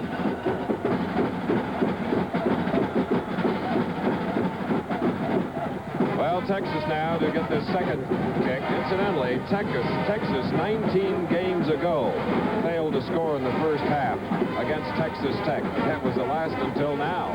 Bertelson watching it again. And it is out at the 2. So back it comes. And instead of the 35, but it will be kicked from the 30. And we've had 2 plays, Chris, without any ticks on the clock because the ball is not in play until it's caught. The coldest weather that the Texans played in, you think about temperature at 39 degrees here. Well, last year in the Cotton Bowl it was 22, but it's mainly the Arkansas defense here on the field today. On the 2 previous kickoffs, McClard drove the ball out of the end zone. With the 2 penalties, it's possible that Texas can get a run back moving and get it outside of their own 20, which would be, of course, very advantageous field position for them.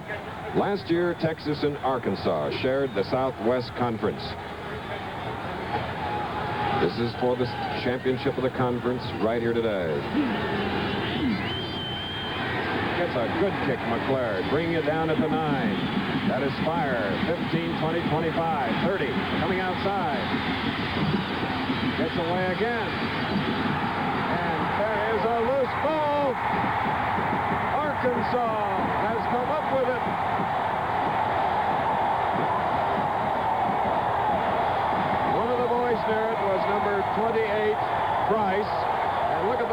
Razorback fans. Let's watch it again in slow motion. Here's Spire with the ball. He's getting hemmed in. He moves to the outside, breaks the tackle, then tries to cut back inside, and he's hit hard from the blind side. The ball slipped loose. Arkansas takes over. Now let's check the Texas defensive poise as Arkansas has the ball at the Texas 37. First down. Montgomery and goes right to the air. Dykes, number 20, was the receiver. He's the top catcher today for the Razorbacks. Danny Lester was covering them on the far side of the field. And on the third kick, if you just joined us, Cotton Spire had a good run back. He gave it about the 5th effort and then fumbled the ball. And knocking the ball loose for Arkansas was Steve Birdwell, with Ronnie Price recovering it. So here we are, second down and 10 for Arkansas at the Texas 37. And the fullback, Maxwell, perhaps a yard.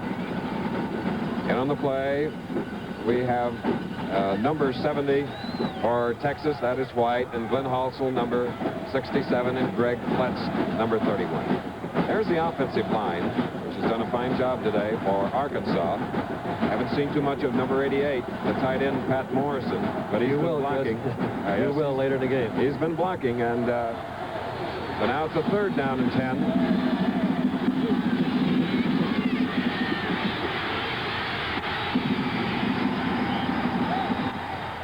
And at the 42-yard line, David Arledge gets in on the quarterback. That's a loss of 5 yards, so it'll be 4th down and 15 as Bill Atessis pinched in from his left defensive end position. And we have a punting situation. Kerry Stockdale will punt, kicking from about midfield. The fine punt.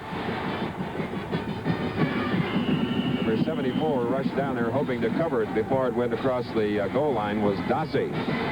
So it's out at the 20. We have a timeout here at Razorback Stadium in Fayetteville, Arkansas. The score, Arkansas 7, Texas nothing. And following a touchback, Texas has the ball 1st and 10 at their own 20. And we'll see if Texas is going to loosen up their offense, or they're going to stay right with the straight-ahead, hard-driving attack. They have Spire to the far side. And it's Jim Bertelsen keeping it on the ground for 4 yards. And Roger Harnish makes the tackle for Arkansas, bringing up actually a 3-yard gain to the 23. 2nd down and 7. Arkansas leads Texas 7-0 with about 13 minutes remaining in the 3rd quarter. Spire at the top of your screen. Wishbone tee behind Jimmy Street.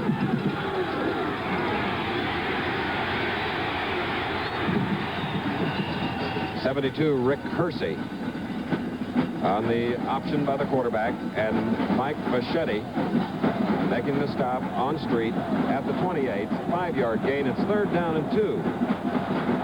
Great execution and fine faking by Wooster, but the Arkansas pursuit recovers so well that they're holding Texas to short games. Spire again split to the right. They need 2 yards. And they called on Ted Coy, one of the captains, a senior from Belleville, Texas, from the Coy family. His dad, his brother Ernie, played for the Longhorns. And that was the power play. The first 2 plays came off the option. The defense, when they're standing high looking for the option, it's very tough to be done, and they're low enough to stop the Texas power drive off tackle. Same formation. Wishbone tees to the right is Spire on the 32. Loses the ball. Great pursuit for the Arkansas men up front. Bruce James in hard on the play, 85, and Powell 64 at the 35-yard line. 2nd and 7. The measure of whether a team is ready to play is how many men are around the ball when the tackle is made. Arkansas has almost the whole team there, unless they have one halfback downfield with Spire if he's running a deep pattern. Bertelsen way outside. Spire as a flanker.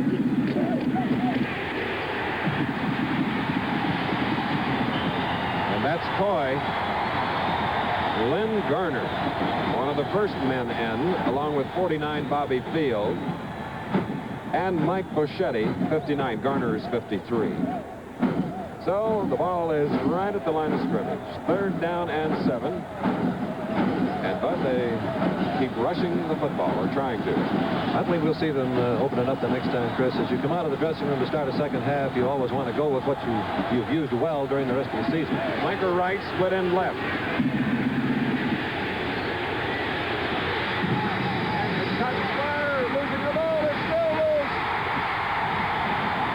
Arkansas comes up with its 3rd fumble recovery. Number 24 is Terry Stewart. Let's watch it again on the isolated camera. This is Bert Spire breaking behind the linebacker, hooking, making a marvelous catch, and then losing the ball. It's kicked around by everyone, and Arkansas comes up with it. The 4th turnover by Texas. Stewart now has an interception and a fumble recovery. Cliff Powell hit the ball carrier on the play. Arkansas at their own 47-yard line, 1st down.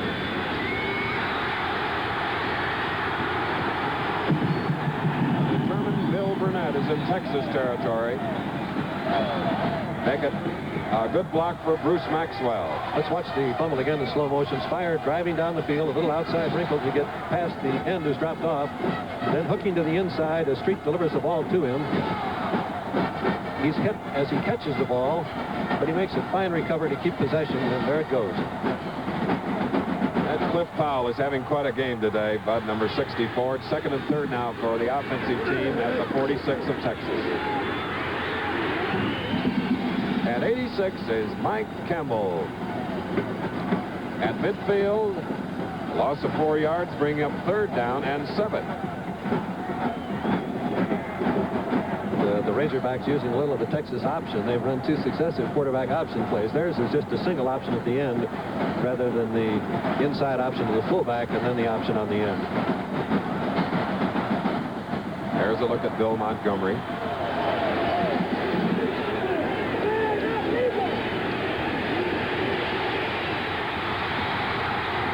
Getting away.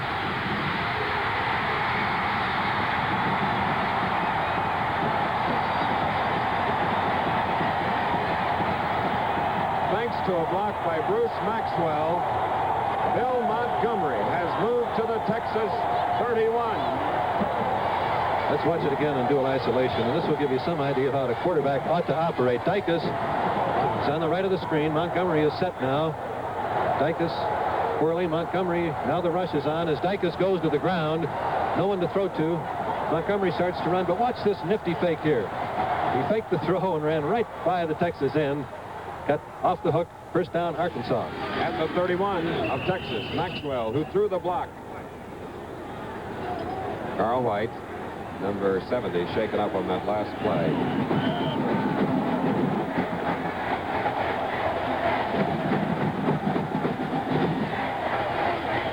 Well, we'll hope Carl White is okay. He's the boy from McKinney, Texas, who has played a fine game.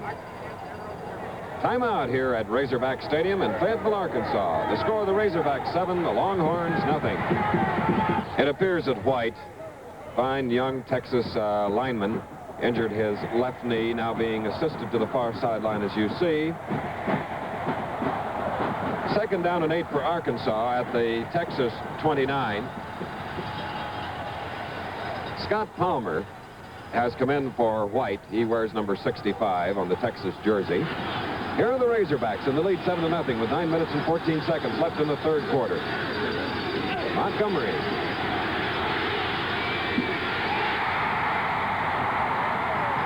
Dicus. Touchdown. 29 yards.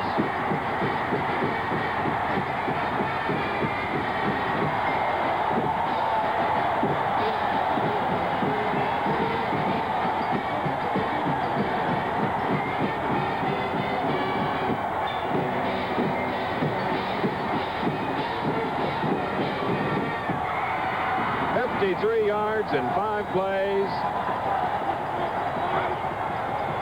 The 12th touchdown pass for Bill Montgomery and a cool-winded Dicus.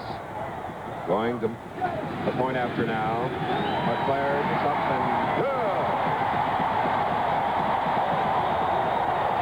Let's see that play, but again in slow motion. It's a beautiful play. Dicus to the right of your screen, starting downfield. Montgomery dropping back. This time, this is exclusive, of course, the split screen. Dicus taking a little inside break. Montgomery getting beautiful protection this time. And Dicus cuts to the inside. And Montgomery delivers the ball perfectly on target. Here's a great block.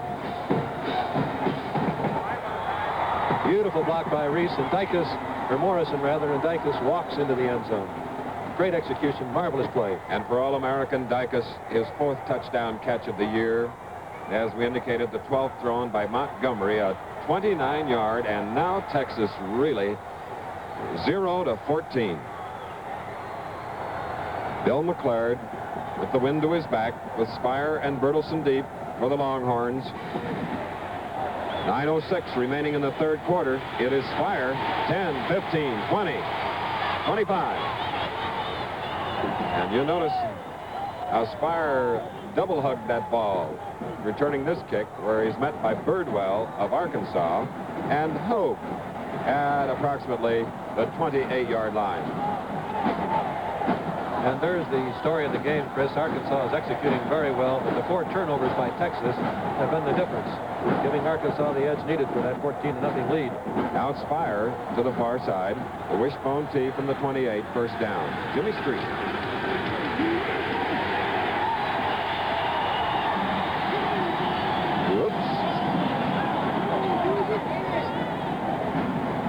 Sometimes the sideline can be dangerous for Arkansas coaches. Bruce James, 85, and Lynn Garner forcing the play to the near sideline at about the 31-yard line, 2nd and 7. There is the knee of White, who was injured a little earlier, Carl White.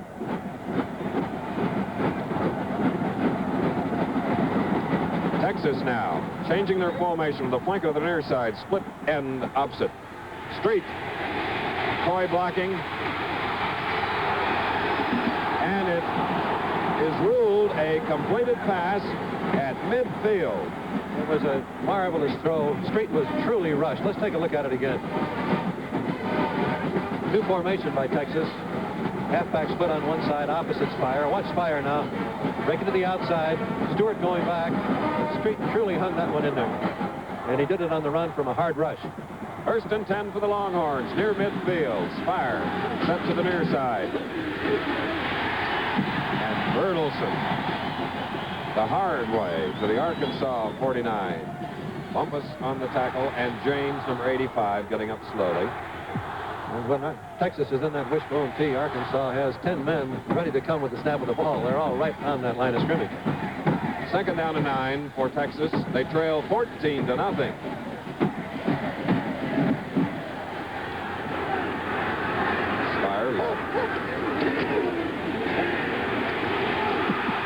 He's going deep. It's floating out there. And another error by the Longhorns. The 5th. Dennis Berner comes up with this one. Take a look at it again on the isolated camera. Here's Spire. It was an inside fake, and then the fake of the hitch. Spire trying to get deep, but Moore going right with him, and Berner coming across to make the interception. The fake of the hitch did not work. And that's his first interception of the year. Timely, with the offensive unit now led by number 10, quarterback Bill Montgomery, with the ball at the 24-yard line. First down, and with a 14-0 lead, 7:52 left in the 3rd quarter. Dicus, the far side. Out in the flat there is Dicus. Well, the varied offense of the Razorbacks, moving the ball out to the 39. Lester and Campbell on the tackle, following about a 14-yard gain. Let's take a look at it again in ABC's exclusive dual isolation. There's Burnett coming over the ball. Hitch pattern this time by Dicus. Burnett throwing beautifully to him. Little screen pattern. Here come the screen men to block. Dicus takes an inside fake, then rolls it to the outside.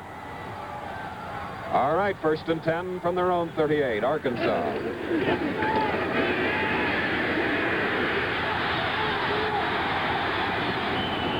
And Bill Burnett blocked for the quarterback, Montgomery.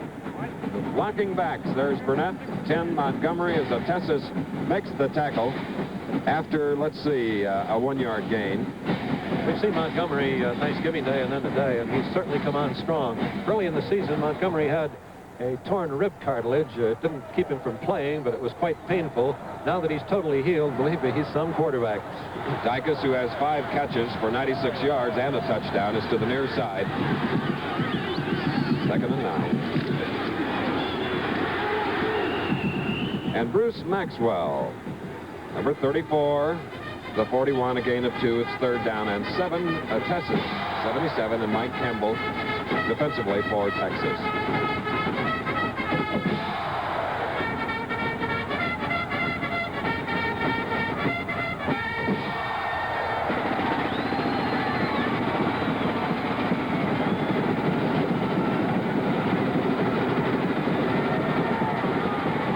And Reese, 25 to the far side on 3rd and 7 from the Arkansas 41. There's Burnett, with Maxwell blocking. Burnett. It's 1st down, Razorbacks.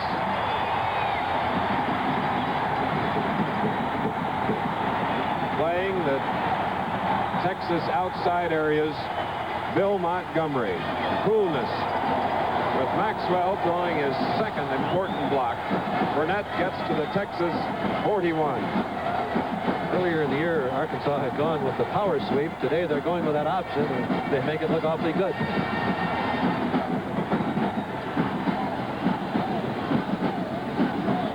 Going against a team that is number 8, rushing defense, allowing only 88 yards per game and 5 touchdowns overall.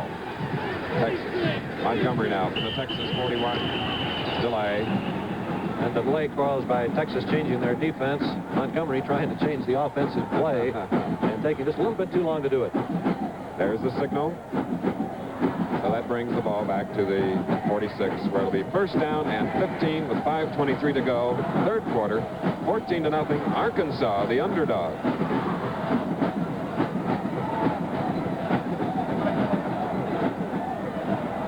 Montgomery directing Arkansas to a tie for the Southwest Conference crown last year and a Sugar Bowl win. 1st and 15, number 10.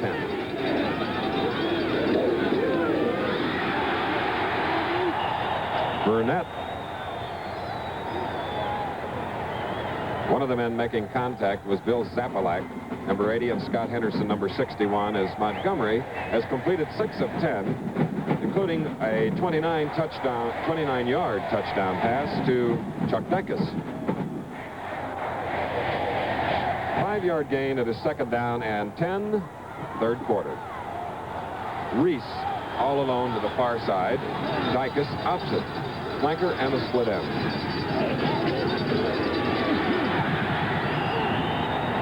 Burnett. Hammers and Dossie blocking forward. And the advances to the 37. That's a gain of 4. 3rd down and 6. And the yards are very important now because of McLeod's great field goal ability. He's got a strong leg. He could probably make one from here if he hit it just right. And those 2 potential receivers to the near side, Dicus and Reese on 3rd and 6.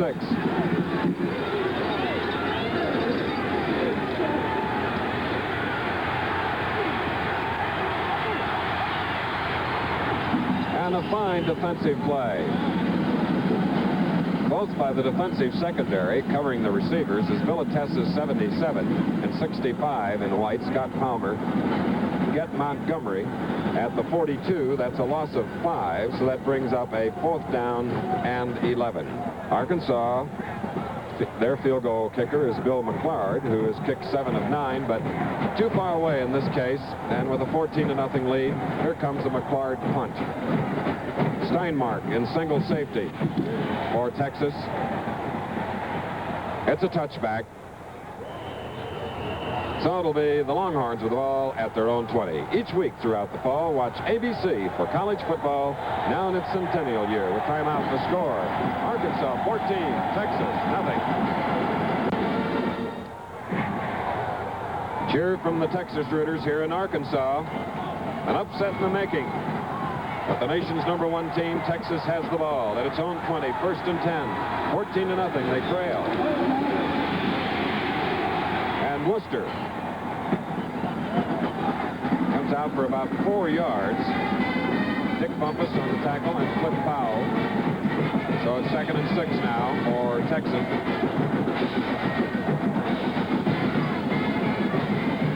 .304 remaining in the 3rd quarter of play. Fire to the near side.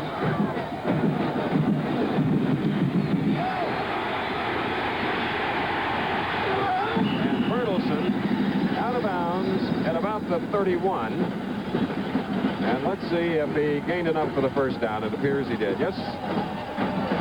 Boschetti and Field going lateral on the play. Let's watch it again in slow motion. There's the great fake over the ball, and Worcester, you can see, is being played very hard.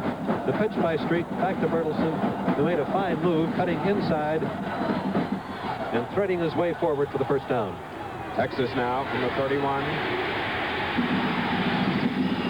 And that was Jimmy Street trying to loosen up the tough Arkansas defense. Len Garner on the tackle.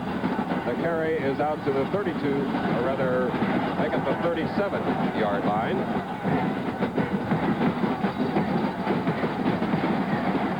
After a 6-yard gain, it's 2nd and 4. About 2 minutes left in the 3rd quarter.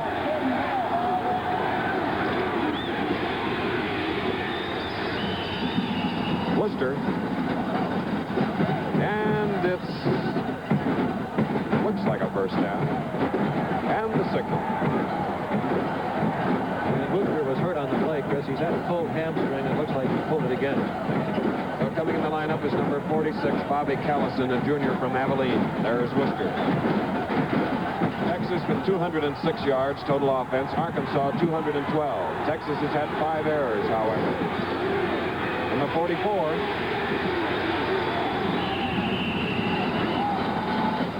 Bobby Callison going to work immediately. Bruce James stopping him at the 49, a gain of 5, 2nd and 5, Texas. Spire at the top of your screen.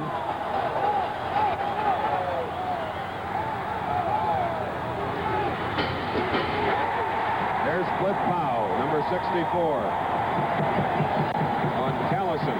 And thus far, the Arkansas defensive plan has worked perfectly. They've had great field position all afternoon. The best position Texas has had the ball is on their own 37 under the chain. They've had it most of the time on their own 20. And Arkansas is shutting off the long gainer. But if we felt the Arkansas fans were confident, the Arkansas team is really confident today. From the 49 now, it's 3rd down and 5 for Texas. And it's completed somewhere in the vicinity of the 43. Enough for a Texas first down as Spire makes the catch. Burner on the tackle. Let's watch it again on isolated camera, slow motion. This isn't against the grain pattern. The quarterback Street is rolling to the right of the screen as Spire cuts across very shallow. Street set up, and you can see the Arkansas defensive men started to move to the left of the screen. They come back. Street threw a strike. It's a time-consuming drive.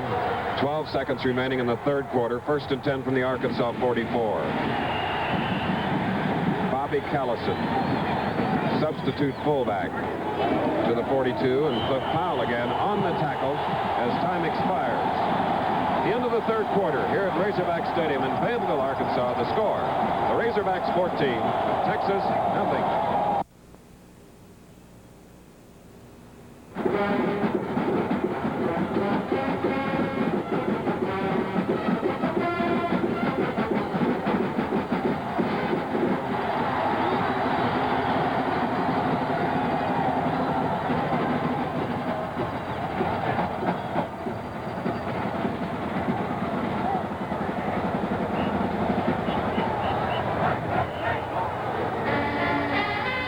Commander-in-Chief, following this game, will present a plaque to the winning team, and on Monday night at 9 p.m., ABC will carry his live and in color press conference.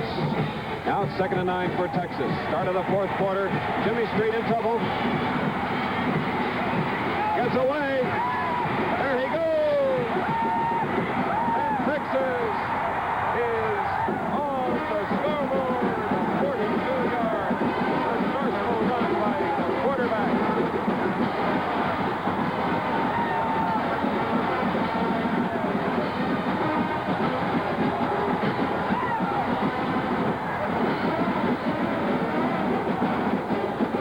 Here it is again. Street back to throw. Everyone covered, he runs, and when you're coaching, this is what gives you gray hairs. You have a quarterback with individual brilliance break a touchdown play when it should have been a loss, and that's what Montgomery's been doing all afternoon for Arkansas also. Two great quarterbacks, Street and Montgomery. Well, it took him about 13 seconds to go 42 yards, and now they are going for 2. And Street. Play by Jimmy Street. He has just made 8 points for the nation's #1 team. And on the play, number 72, Rick Kersey, the defensive left tackle for Arkansas, was injured. So it is 14-8 here. 80 yards in 9 plays, a 42-yard run by Jimmy Street, his 5th touchdown rushing this year.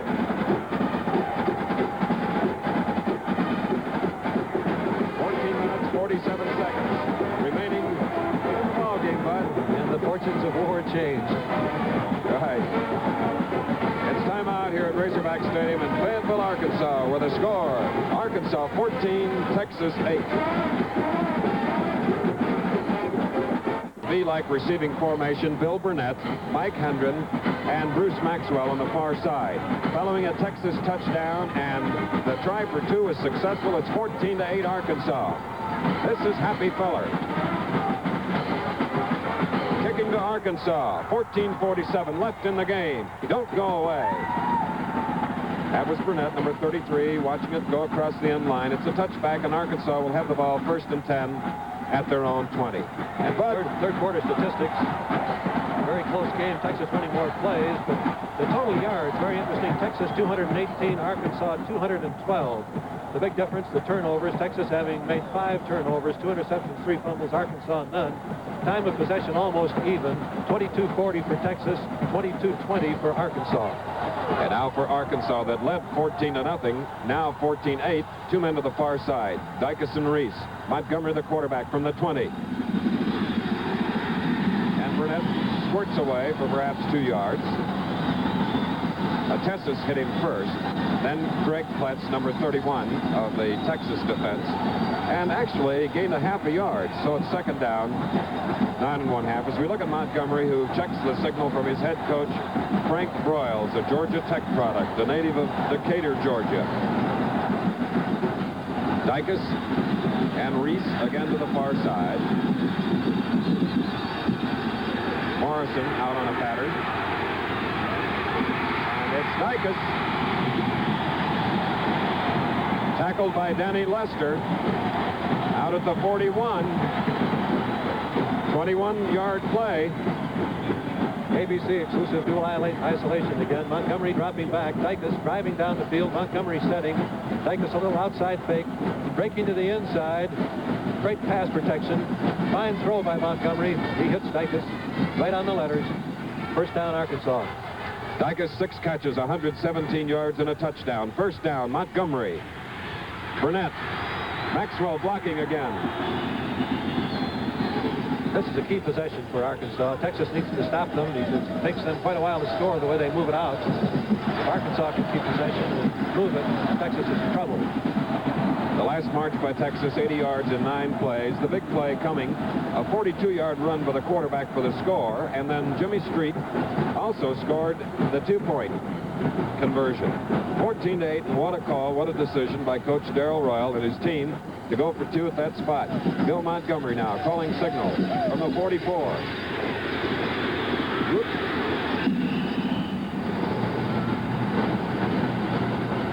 David Arledge on the tackle at the 47. Usually you talk about the 3rd and 8, 3rd and 10 being the big downs, but this, I guess it's 3rd and 6, isn't it, Chris? 3rd and 4, 3rd and 4, the yeah. real big one.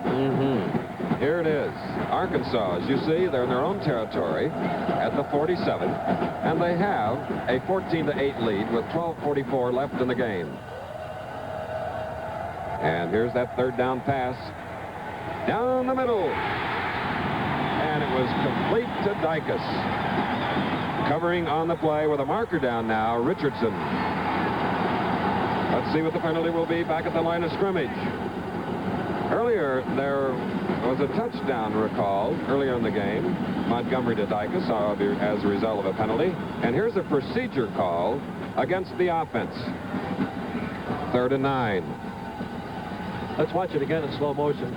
As Montgomery drops back, watch the marvelous protection by the Arkansas line. He's just standing there all day, and Dicus has now plenty of time to run the pattern, break into the inside, past the Texas linebackers as Montgomery hits him. Well, in the last 10 years, Texas and Arkansas have won or shared the Southwest Conference crown 8 times. They're going after it again today. 3rd and 9, and at the same spot, he hits Dicus. Campbell on the tackle, and it's the 38th catch by Dicus this year. Let's watch it again on dual isolation. This is what you call threading the needle. Montgomery back, Texas rushing with 4 men. Dicus breaking to the inside, then breaking downfield again, and then coming back across the field as Montgomery has all day to throw it. And watch that ball zip between the 2 defenders. Nearly 20 yards and a 1st down. The play now coming from the Texas 38. Montgomery.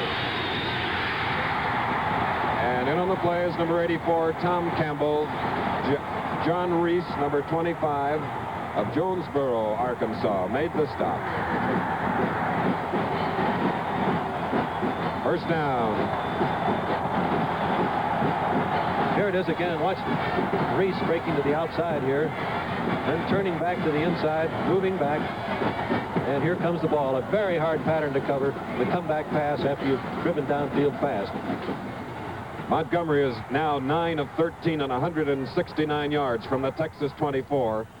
Bill decides to call time to get things a little better organized, as the Arkansas Razorbacks have a 14-8 lead with 11:40 remaining in the ball game. Now, Montgomery will talk to Coach Frank Broyles, who's won 1 national championship, 6 conference crowns, 7 bowl appearances. A total of 323 National Collegiate Athletic Association member teams play what is sometimes mistakenly called small college football. The correct name is the college division. Next Saturday, the NCAA and ABC will present the television viewers in the area of their greatest interest the 4 college division regional championships of 1969. At the Boardwalk Bowl in Atlantic City, Delaware meets North Carolina Central for the East title. Louisiana Tech takes on East Tennessee State in the Grantland Rice Bowl in Baton Rouge for the Mid-East title. And then Drake meets Arkansas State in the Midwest Pecan Bowl in Arlington, Texas. The West Championship will be a battle of unbeatens in the Camellia Bowl in Sacramento, California, where North Dakota State duels Montana. If your local ABC station is scheduled for an NCAA college division game next Saturday, tune in for some outstanding college football. And when Arkansas had to move it, Chris, they certainly have. They're down within field goal range now.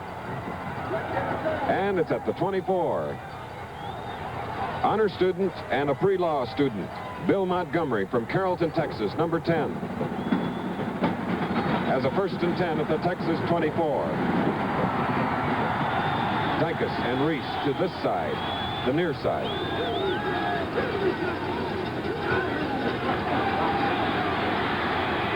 Lofting one to Dicus, and a marker is down in the secondary. Texas decided to go with the rush that time. Man-to-man coverage against the rush. And the man-to-man coverage, Chris, I believe, is going to be an interference call. Yes, either that or holding, it appears now, as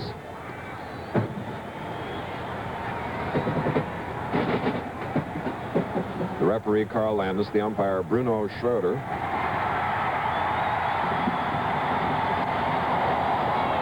Stepping off the yardage.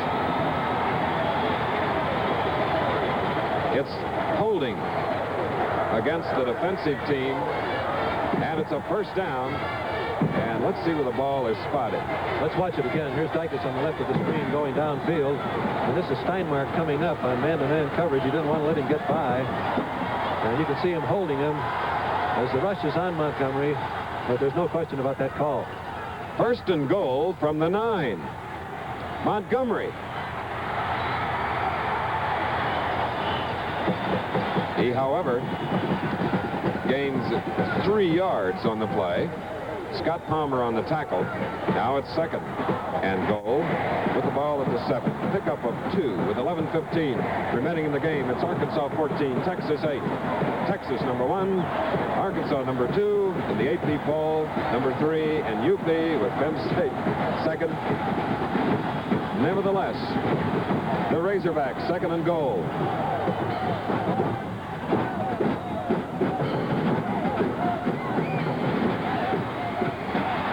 Good rush, causing the pass to be short. And rushing was number 89, a sophomore from Richardson, Texas, 5'11". His name is David Arledge. Dicus, the intended receiver. Third down and goal. 44,000 here on a gray, cold afternoon in Fayetteville, Arkansas, the foothill of the Ozarks. As the Hogs and Steers are battling it out. It's a shootout. Morrison, the tight end, slightly split to the far side. Dicus opposite. And Texas gets an interception.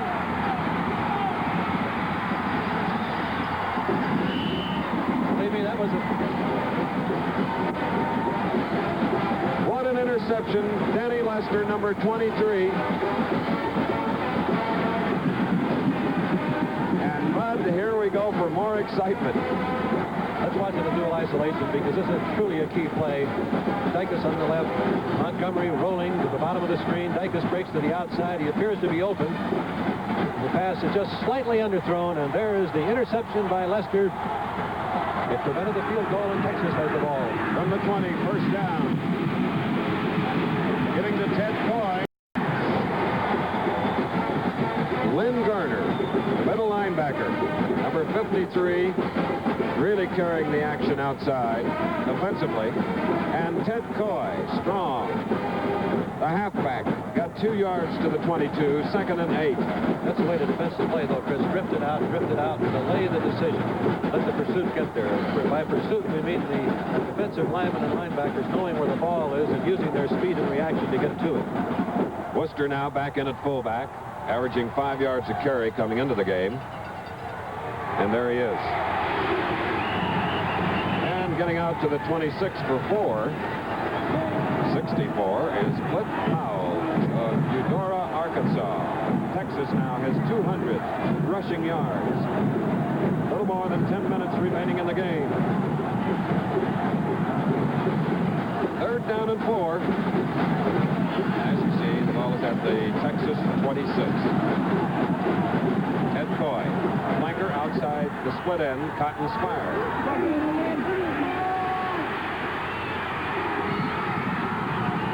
Complete to Randy Peschel, who gets his first catch of the day, number 40. And for the Longhorns, who started this drive at the 20, they have come out to the 41 on a 15-yard play and a first and 10.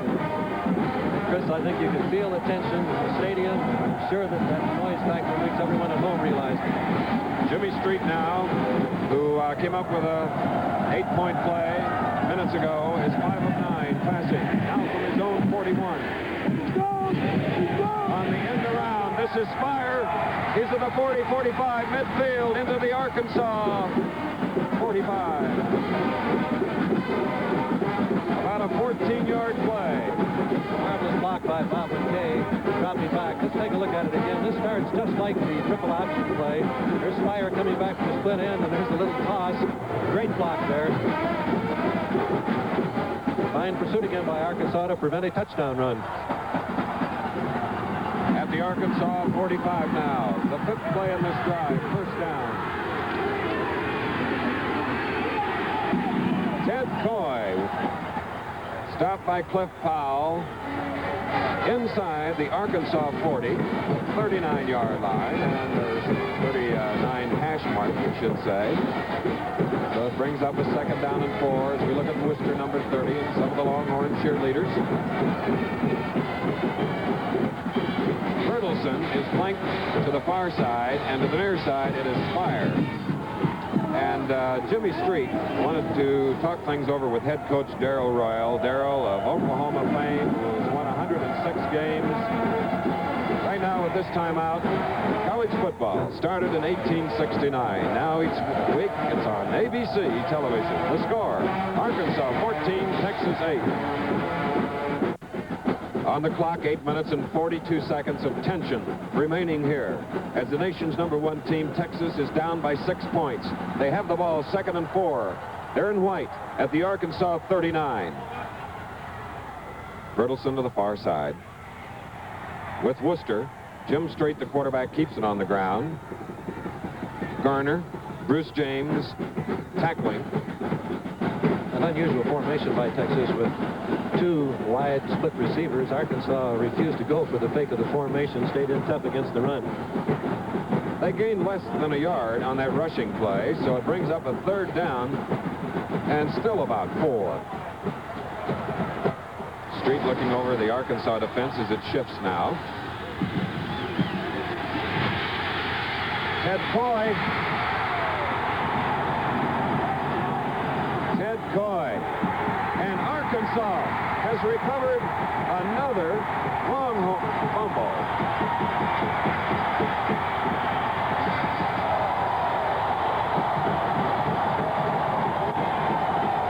Let's watch it again in slow motion. It's the option play. There's the fake to Worcester. Street is hit and tries to lateral as he's going to the ground. The ball was slightly overthrown. Coy can't quite control it, and as he reaches for it, he's hit. The momentum causes the ball to slide away from him, and Arkansas recovers. Gordon McNulty picking up the 4th fumble against Texas. From the 42, Arkansas's Burnett, number 33, stopped in a hurry by number 31, Greg Pletz, and number 65, Palmer. 7:40 left in the game. Arkansas 14, Texas 8. With the ball at the 42, 2nd down and 10. Dicus comes to the near side, and he's in the slot between the tackle and Reese, the split end. Burnett for about 2. Pletz on the tackle for the Longhorns.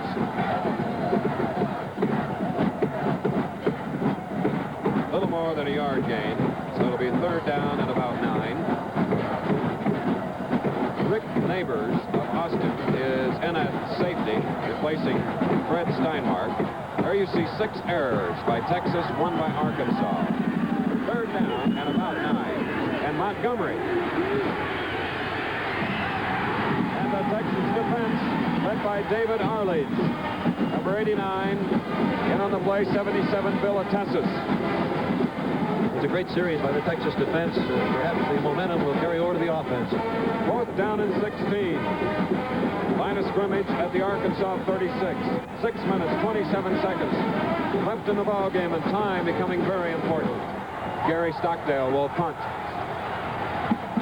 Spire is deep for the Longhorns, and Stockdale comes through with a fine punt and a fair catch called for by Spire at the 36.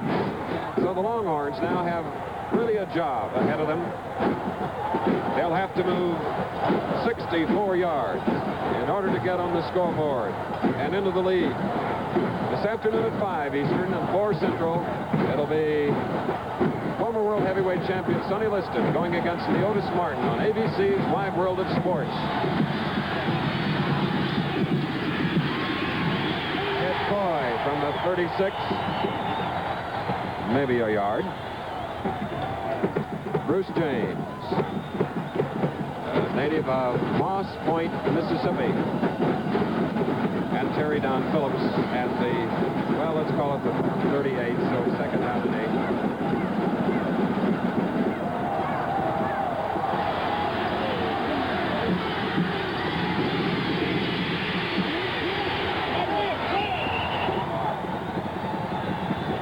Well, a lot of faking on that play.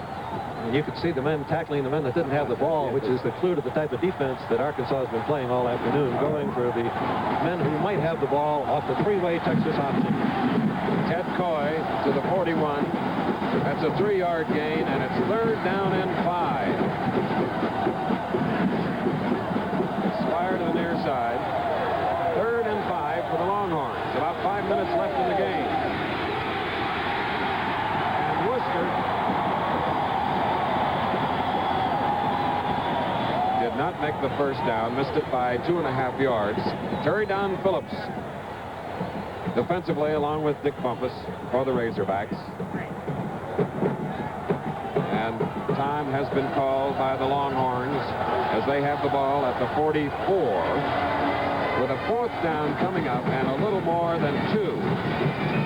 It's timeout. Fayetteville, Arkansas, the score. The Razorbacks 14, the Longhorns 8. In this Southwest Conference battle, 4:47 to go. Arkansas leading 14-8. Her face certainly reflecting the team she's rooting for, Texas. As we have now, a most crucial 4th down play again for the Longhorns at their own 43.5. And going for broke to Randy Peschel, and Peschel catches the ball. What a toss. Randy Peschel.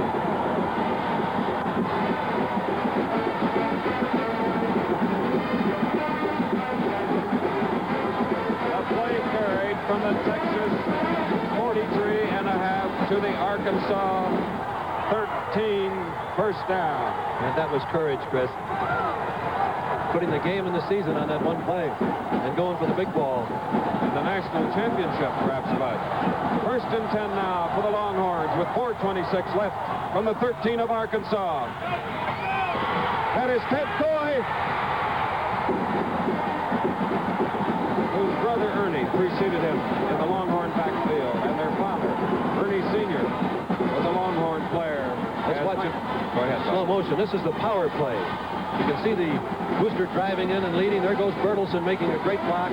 Coy going off Bertelsen's block, then cutting back to the outside, breaking the tackle, and moving to a first down on the 2-yard line.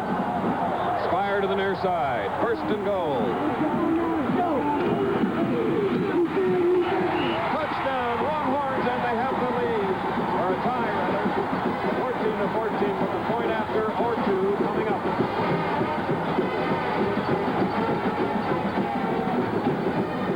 64 yards, 6 plays. And the key, terrific pass and a clutch catch by Randy Peschel, a senior from Austin. And now, Happy Feller, who has kicked 42 of 44 extra points. This is a big one. It's up. Texas for the first time with 3 minutes and 58 seconds left in the game. They have the lead by 1.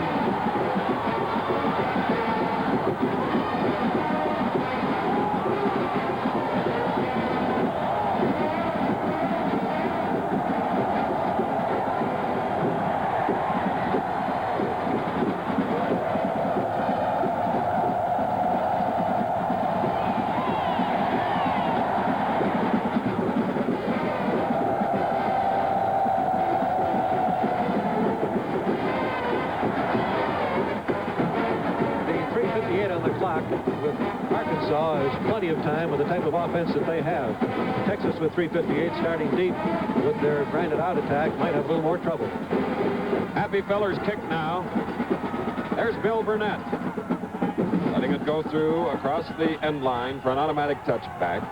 And Bud, with 6 errors, it takes a team with a great deal of poise to come back 14-0 and go ahead 15-14. Takes a great deal of courage to throw the long ball on 4th and 4 from your own territory. And that call going for 2 on the first touchdown by Darrell Royal and his quarterback, that to me is one of the real gutty calls I've seen in a long time. Many coaches, Chris, would wait for the second touchdown to go for 2.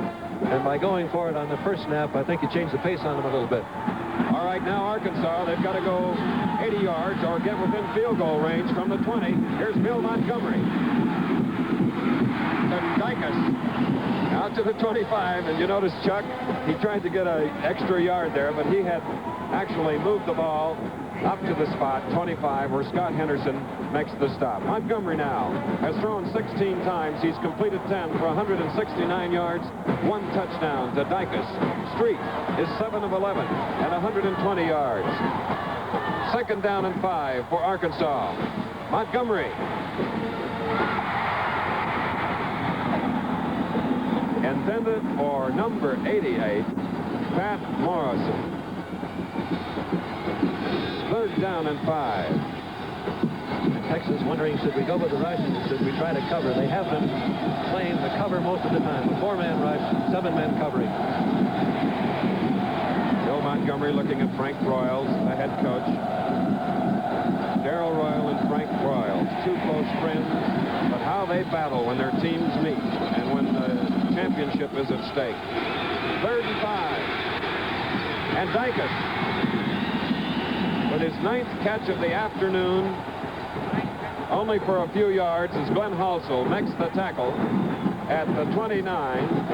A gain of 4, so it's 4th down and 1, Bud. There's not much doubt what they'll do here, Chris. They have to go for it.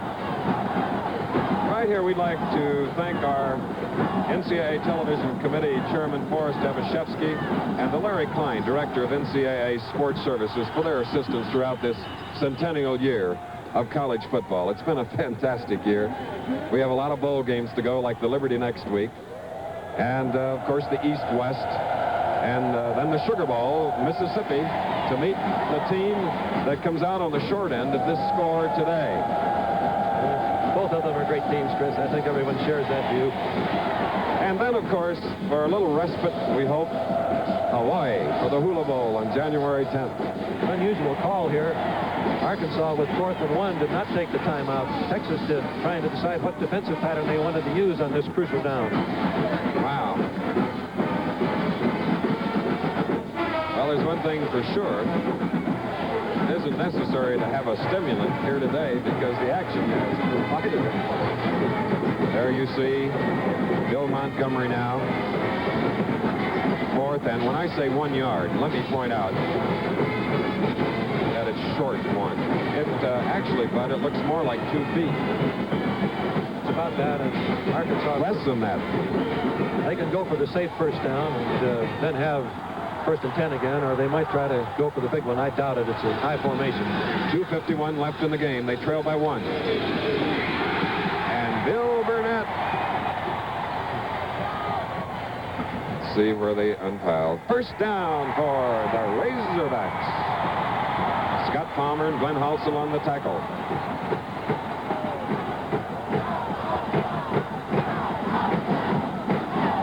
Now Reese, number 25, goes to the far side. 2:37, the clock running remaining. From the 30.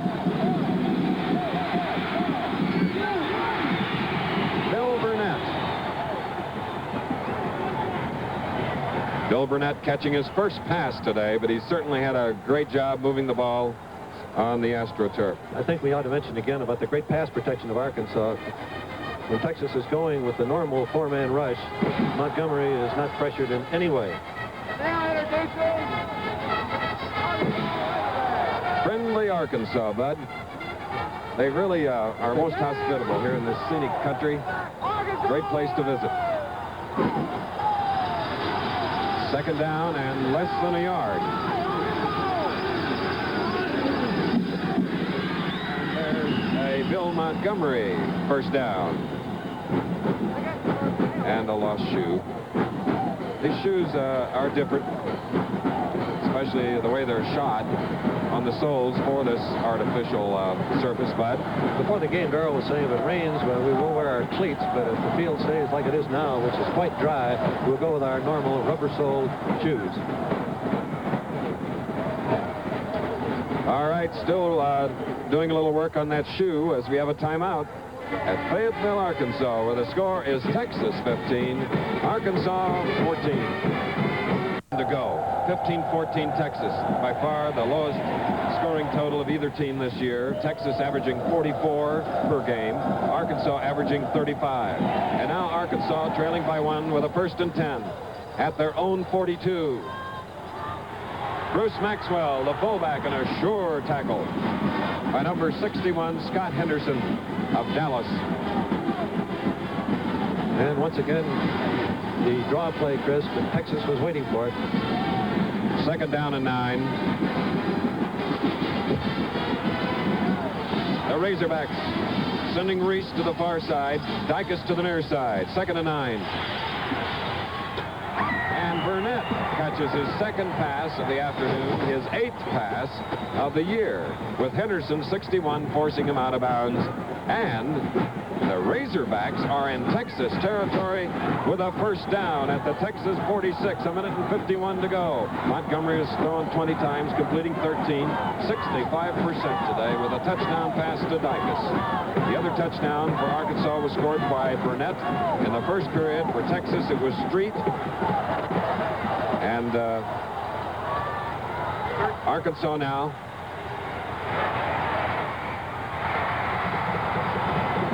complete to Burnett. And once again, that delayed pattern out of the backfield is getting Burnett open outside of the Texas defensive end. And that gain was to the 39, a gain of 7, 2nd down and 3, 1 minute 31 remaining in the game. Arkansas is trailing by 1 point. Dicus and Reese to the far side. Montgomery again wants to talk to the coach. He took a look at the defense, Chris. Texas was up ready to give it the rush. I don't think he wanted to take a chance on checking signals with the crowd noise.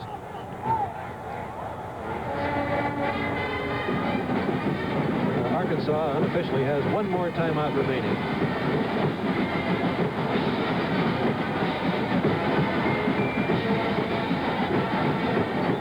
Well, since Frank Broyles of Arkansas and Darrell Royal have coached in the Southwest Conference, each has won 88 games, Bud, and they go after each other that way on the golf course because in the last 3 years, either Darrell Royal or Frank Broyles have won the Coaches Invitational Tournament at Bella Vista here in Arkansas, which is quite an annual affair. And here today, it's 15-14, and we hope everyone has enjoyed the game. We've certainly enjoyed working with Athletic Director and Head Coach Darrell Royal, Sports Information Director Jones Ramsey, and Head Coach Frank Broyles, his staff, Athletic Director John Barnhill, and Jim Bell, the SID here at Arkansas.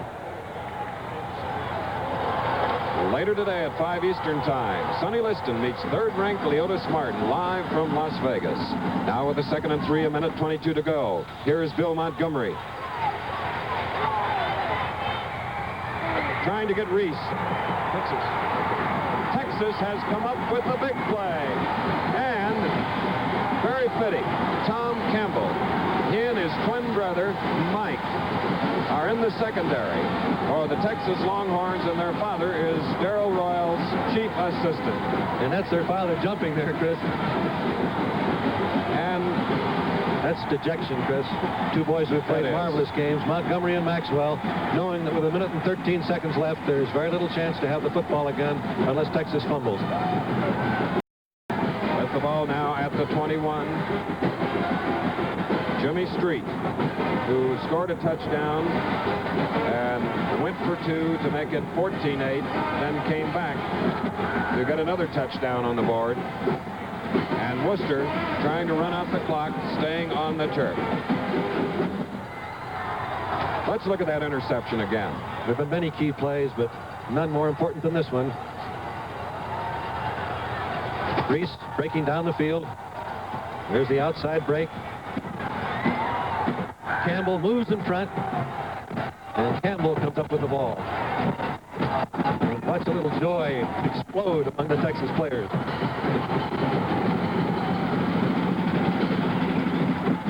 And on a 2nd down and 9 from the 22, Texas moving it on the ground, and the clock moves with them. 31 seconds to go.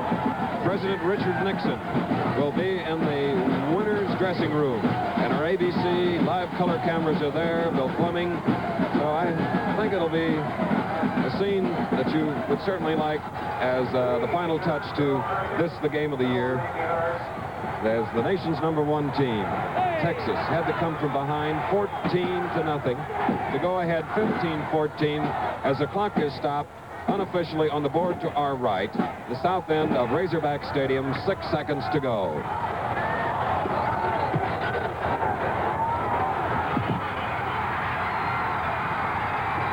So there it is. Jubilant Longhorns from Austin, Texas.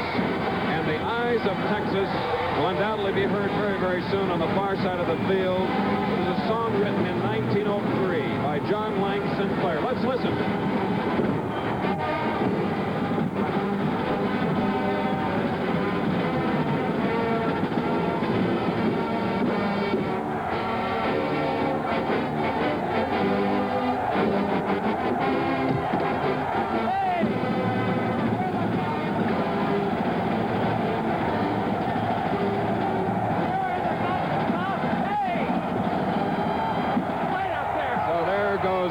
Frank Broyles, and it's a sad afternoon for Frank, the father of 6. And there are some of his children with him going to the locker room, but we'll see Arkansas meeting Mississippi and Archie Manning in the Sugar Bowl. While Texas, the #1 team, I would assume is well on its way to remaining #1, winning the national championship and perhaps the MacArthur Bowl, which will be presented in New York Tuesday night. The National Football Hall of Fame dinner, where our colleague Bud Wilkinson will be inducted into the Coaching Hall of Fame, and President Nixon will receive the coveted gold medal. As you can see, it is absolute madness as the Longhorns have come on in, raising their hands, #1, hook 'em horns.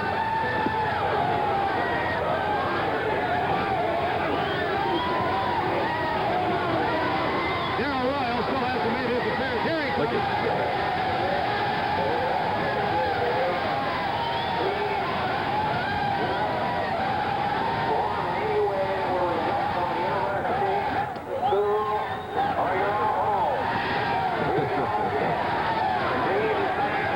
Bill, that's a happy group down there, isn't it?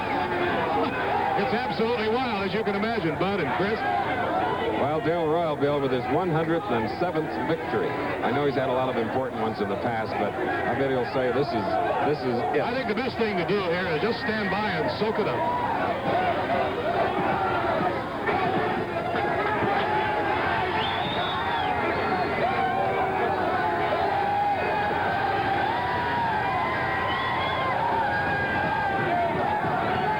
And on the other hand, as Randy Peschel is being hugged by the winning coach, it is Frank Broyles on the right.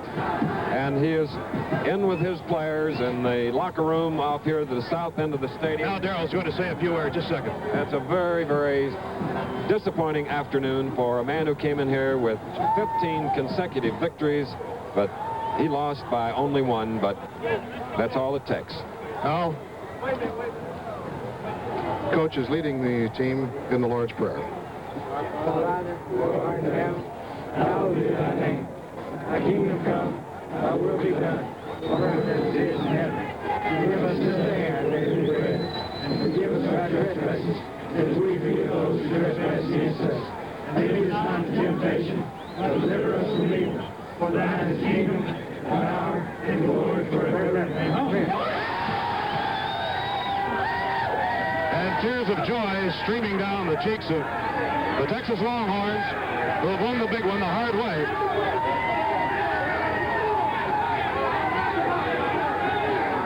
Darrell, let's just get a word with you here. It's one of the greatest victories in all of Texas history. Well, I didn't know if we just kept turning the ball over. I just don't know what to say. I know in just a few minutes, Darrell, President Nixon will be here to congratulate you and your boys. I'm sure during that time you'll have a chance just to think and reflect about what this really means to you. Well, I already know. Darrell Royal, the head football coach at the University of Texas, absolutely flabbergasted at this victory. As you know, the Longhorns had to come from behind. They trailed a 1 point, 14-0. and then made the big gamble in going for 2 after making the touchdown and then winning it 15-14. We understand the president is making his way down toward the dressing room. So, Chris and Bob, if you have anything you want to add to this as a postscript, feel free to do so. Well, Bill, as we had mentioned earlier, and you just brought up that 2-point conversion play following a Jimmy Street touchdown, which was sensational in itself, 42 yards. That had to be one of the most courageous calls I think I've ever seen in all over 400 games that we've had the pleasure of televising. And with this the centennial year, I'll just have to say that when you do college football, the goosebumps come often. And today was just another one of those examples. And for Darrell Royal, I know that he had a little bit of superstition. I know him very well. This was his 13th year as head coach, Bill, at Texas. And just like all of us, I guess occasionally get superstitious, and I'm sure when he was down 14-0, he could see a national championship fleeting. Here comes the president, Chris. This is a moment, of course, that these young men have been waiting for. The President of the United States has come into their dressing room, and now they have quieted down considerably, as you can hear, and are greeting him singly as he makes his way toward Darrell Royal and congratulates him. Darrell, taking the sincere good wishes from the President, and they will be making their way up here to the platform for a more formal presentation.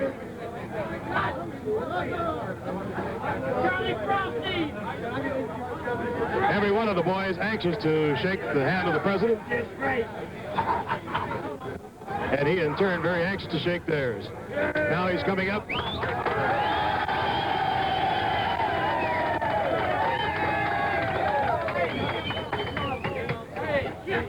Mr. President. Oh, hi. How you doing, sir? Can we get Darrell up here? I know you have a presentation to make. James Street is there. Coy. Darrell? Coach? Coach up here. Here he comes. You chose yourself a football game to attend, didn't you? Here we go. Well, one of the great games of all time, without question. And I was up in the booth, the ABC booth, at halftime, and incidentally, I got to brag a little. They asked me what was going to happen the second half, said both teams were going to score. But that I thought that what would really determine the second half would be whether Texas had the ability in the fourth quarter to come through. And you did. Mr. President, we're mighty fine. How do you feel? I've got to be the happiest guy in America tonight. Well, I just want to say this in presenting the plaque. Presenting this plaque, I want to say first that the AP and the UPI will name Texas #1, as we know, after this game. And this is a great honor in the 100th year of football. I also want to say that having seen this game, what convinced me that Texas deserves that is the fact that you won a tough one. For a team to be behind 14-0 and then not to lose its cool and to go on to win, that proves you deserve to be #1, and that's what you are.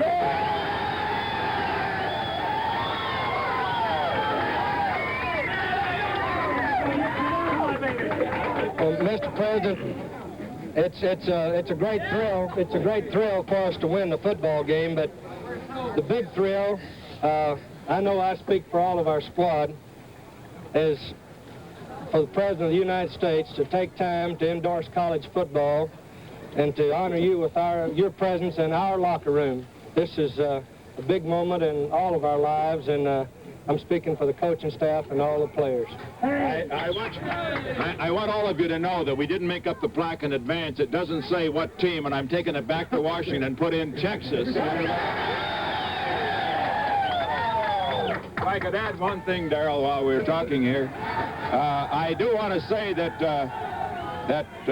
Penn State, of course, felt that I was a little premature in suggesting this, so we're going to present a plaque to Penn State as the team in the 100th year with the longest undefeated untied. Is that fair enough? Fair enough.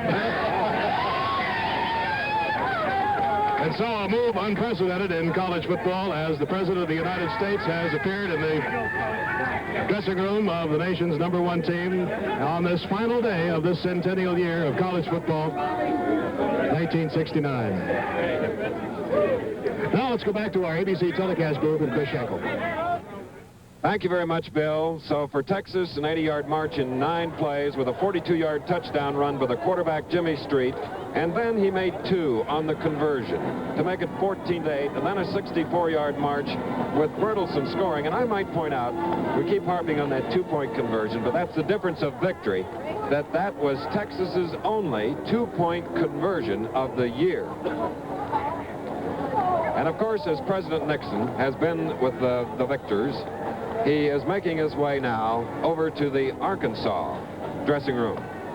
The scene will certainly not be quite as jubilant, quite as happy as we just saw, but it's great to see such a fine man as Darrell Royal so graciously accept the plaque, making them #1 from the Commander-in-Chief here in Razorback country. And here's the man that has made the Razorbacks famous, Coach Frank Broyles, in his 12th year.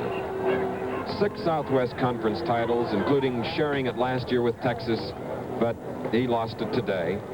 But he was going to take his team into the 8th bowl appearance, and it's the Sugar Bowl, which we at ABC have the pleasure of telecasting on New Year's Day from New Orleans, Louisiana, and the opponent will be Mississippi with quarterback Archie Manning. He's not only thinking of that 1-point loss, but anticipating the arrival of President Nixon, who has a tremendous number of fans here who are trying to get his autographs. And this was true when he landed in Air Force One at Fort Smith, Arkansas, and it's been that way all afternoon. And if you heard his halftime comments here in our telecasting booth, you know that he has a very fine knowledge of football, and he sort of is in the mold of other former presidents who considered football a very important thing, like Woodrow Wilson, who was the Wesleyan coach, Calvin Coolidge, who coached at Amherst, Herbert Hoover, who was the Stanford football manager, and of course probably the most famous president of all was General Dwight Eisenhower, as a sophomore at West Point, playing halfback and linebacker, and a knee injury a week after playing Jim Thorpe and the Carlisle Indians ended the General's football playing career. Yes, a lot of outstanding Americans have played this game. If you look at the people in the Senate and Congress, 28 United States senators played it, 45 congressmen excelled, 13 ambassadors, 20 governors, 18 full generals and admirals, and I might add, 76 college university presidents played it. And one of the great ones who received the gold medal, which Mr. Nixon will receive on Tuesday night at the Hall of Fame, Dr. Fred Hovde, this week was voted the top NCAA award, the president of Purdue, the Theodore Roosevelt Award. And of course, we can't forget Supreme Court Justice Byron Whizzer White, consensus All-America, halfback at Colorado in 1934. Joining Mr. Nixon here today at this football game that was won by Texas 15-14, Congressman Bush, Lieutenant Governor Britt, Governor Winthrop Rockefeller of Arkansas, Senator McClellan of Arkansas, Bryce Harlow, Consular to the President, Henry Kissinger, Foreign Affairs, Dr. DeKosh, the President's physician, Congressman Pickle of Texas, Senator Tower, Texas, Attorney General Mitchell, Congressman Wilbur Mills of Arkansas, along with Congressman Hammerschmidt.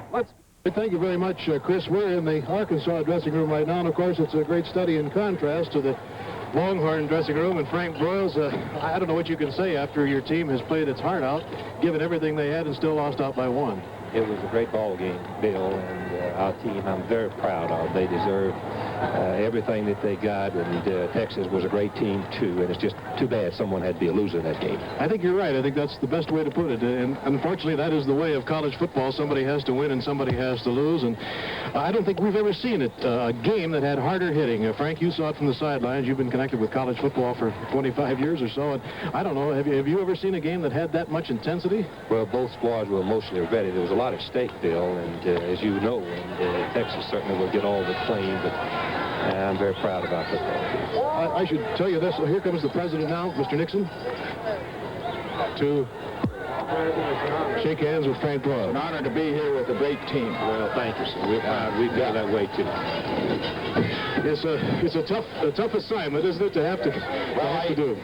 I'd like to say something to the team because I know how you feel. I've lost some in my field of politics. I've lost some close ones and I've won some close ones. But I want you to know that in the 100th year of football, in the game to prove which was to be number one, we couldn't have had a greater game. Arkansas was magnificent throughout the game, and Texas, in order to win, had to beat a great team. On any Saturday, if we were to make a bet, I would say we wouldn't know which team to choose, whether it would be Arkansas or Texas. And I also want you to know this. I think you can be awfully proud of the way your fans are with you. I've never seen stands so full of life. The whole state was behind you. There was a spirit there about it, Coach, and that means that your team has done something that's really great for this state. Thank you, sir. We're very proud of our fans. They've had a big part in the success that we've had. Right. But we're doubly proud that you're big sports fans and believe in our program across the state. Yes. This will mean a lot to football for years to come. Well, I know how the fellows feel, you know, after being right up there and being right down there in that 8-yard line, ready to go over, and losing the game after what they've done. But I do know this, that in that Sugar Bowl, watch out. That's all. We wish you the Fair warning to Mississippi. Thank you. Yes, Mr. President, this has been, of course, the climax of the centennial year of college football, and we indeed are very indebted to you, sir, for not only taking your television set to your dentist so you could watch a college game, but also being here in this final game. Yes. Well, I wouldn't have missed it, and I'm just only sorry that both teams couldn't have won. That's all. Thank you, fellas. Thank you, sir. And now the president leaving the Arkansas dressing room, shaking hands with all the young men who tried so valiantly here today. Now he's shaking hands with different boys, and you can tell by his comments here, if I can eavesdrop just a moment, about how knowledgeable the president is about the game. He was congratulating the center on his outstanding play. Yeah. This is oh yeah, right. I'll tell you what you reminded me of. Allworth. I'll tell you, I've seen him play for San Diego, and you've got his hands and you got his moves, and I tell you, it was really terrific. Chuck Dykes, All-American end. Say, tell me, did you Bill Montgomery. hurt in that I noticed you come off with your hands.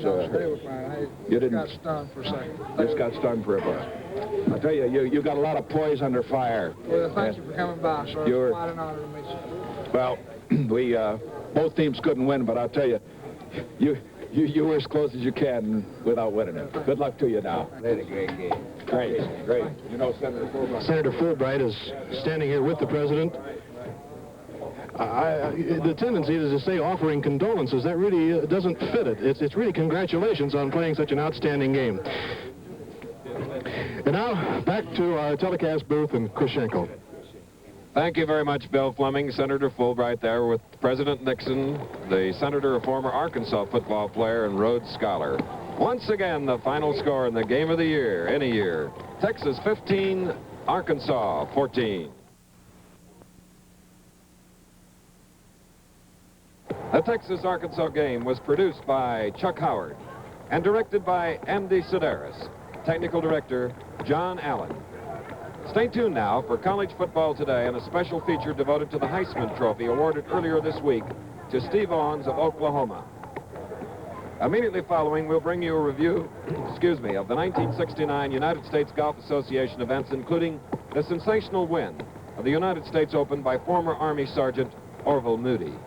This afternoon at 5 Eastern, 4 Central, Wide World of Sports will take you to Las Vegas, where former world heavyweight champion Sonny Liston meets Leotis Martin in a 12-round heavyweight fight. Buffaloes. Also next week, we'll be regionally televising the NCAA College Division Bowl games. Be sure to consult your local listings for the time and game in your area.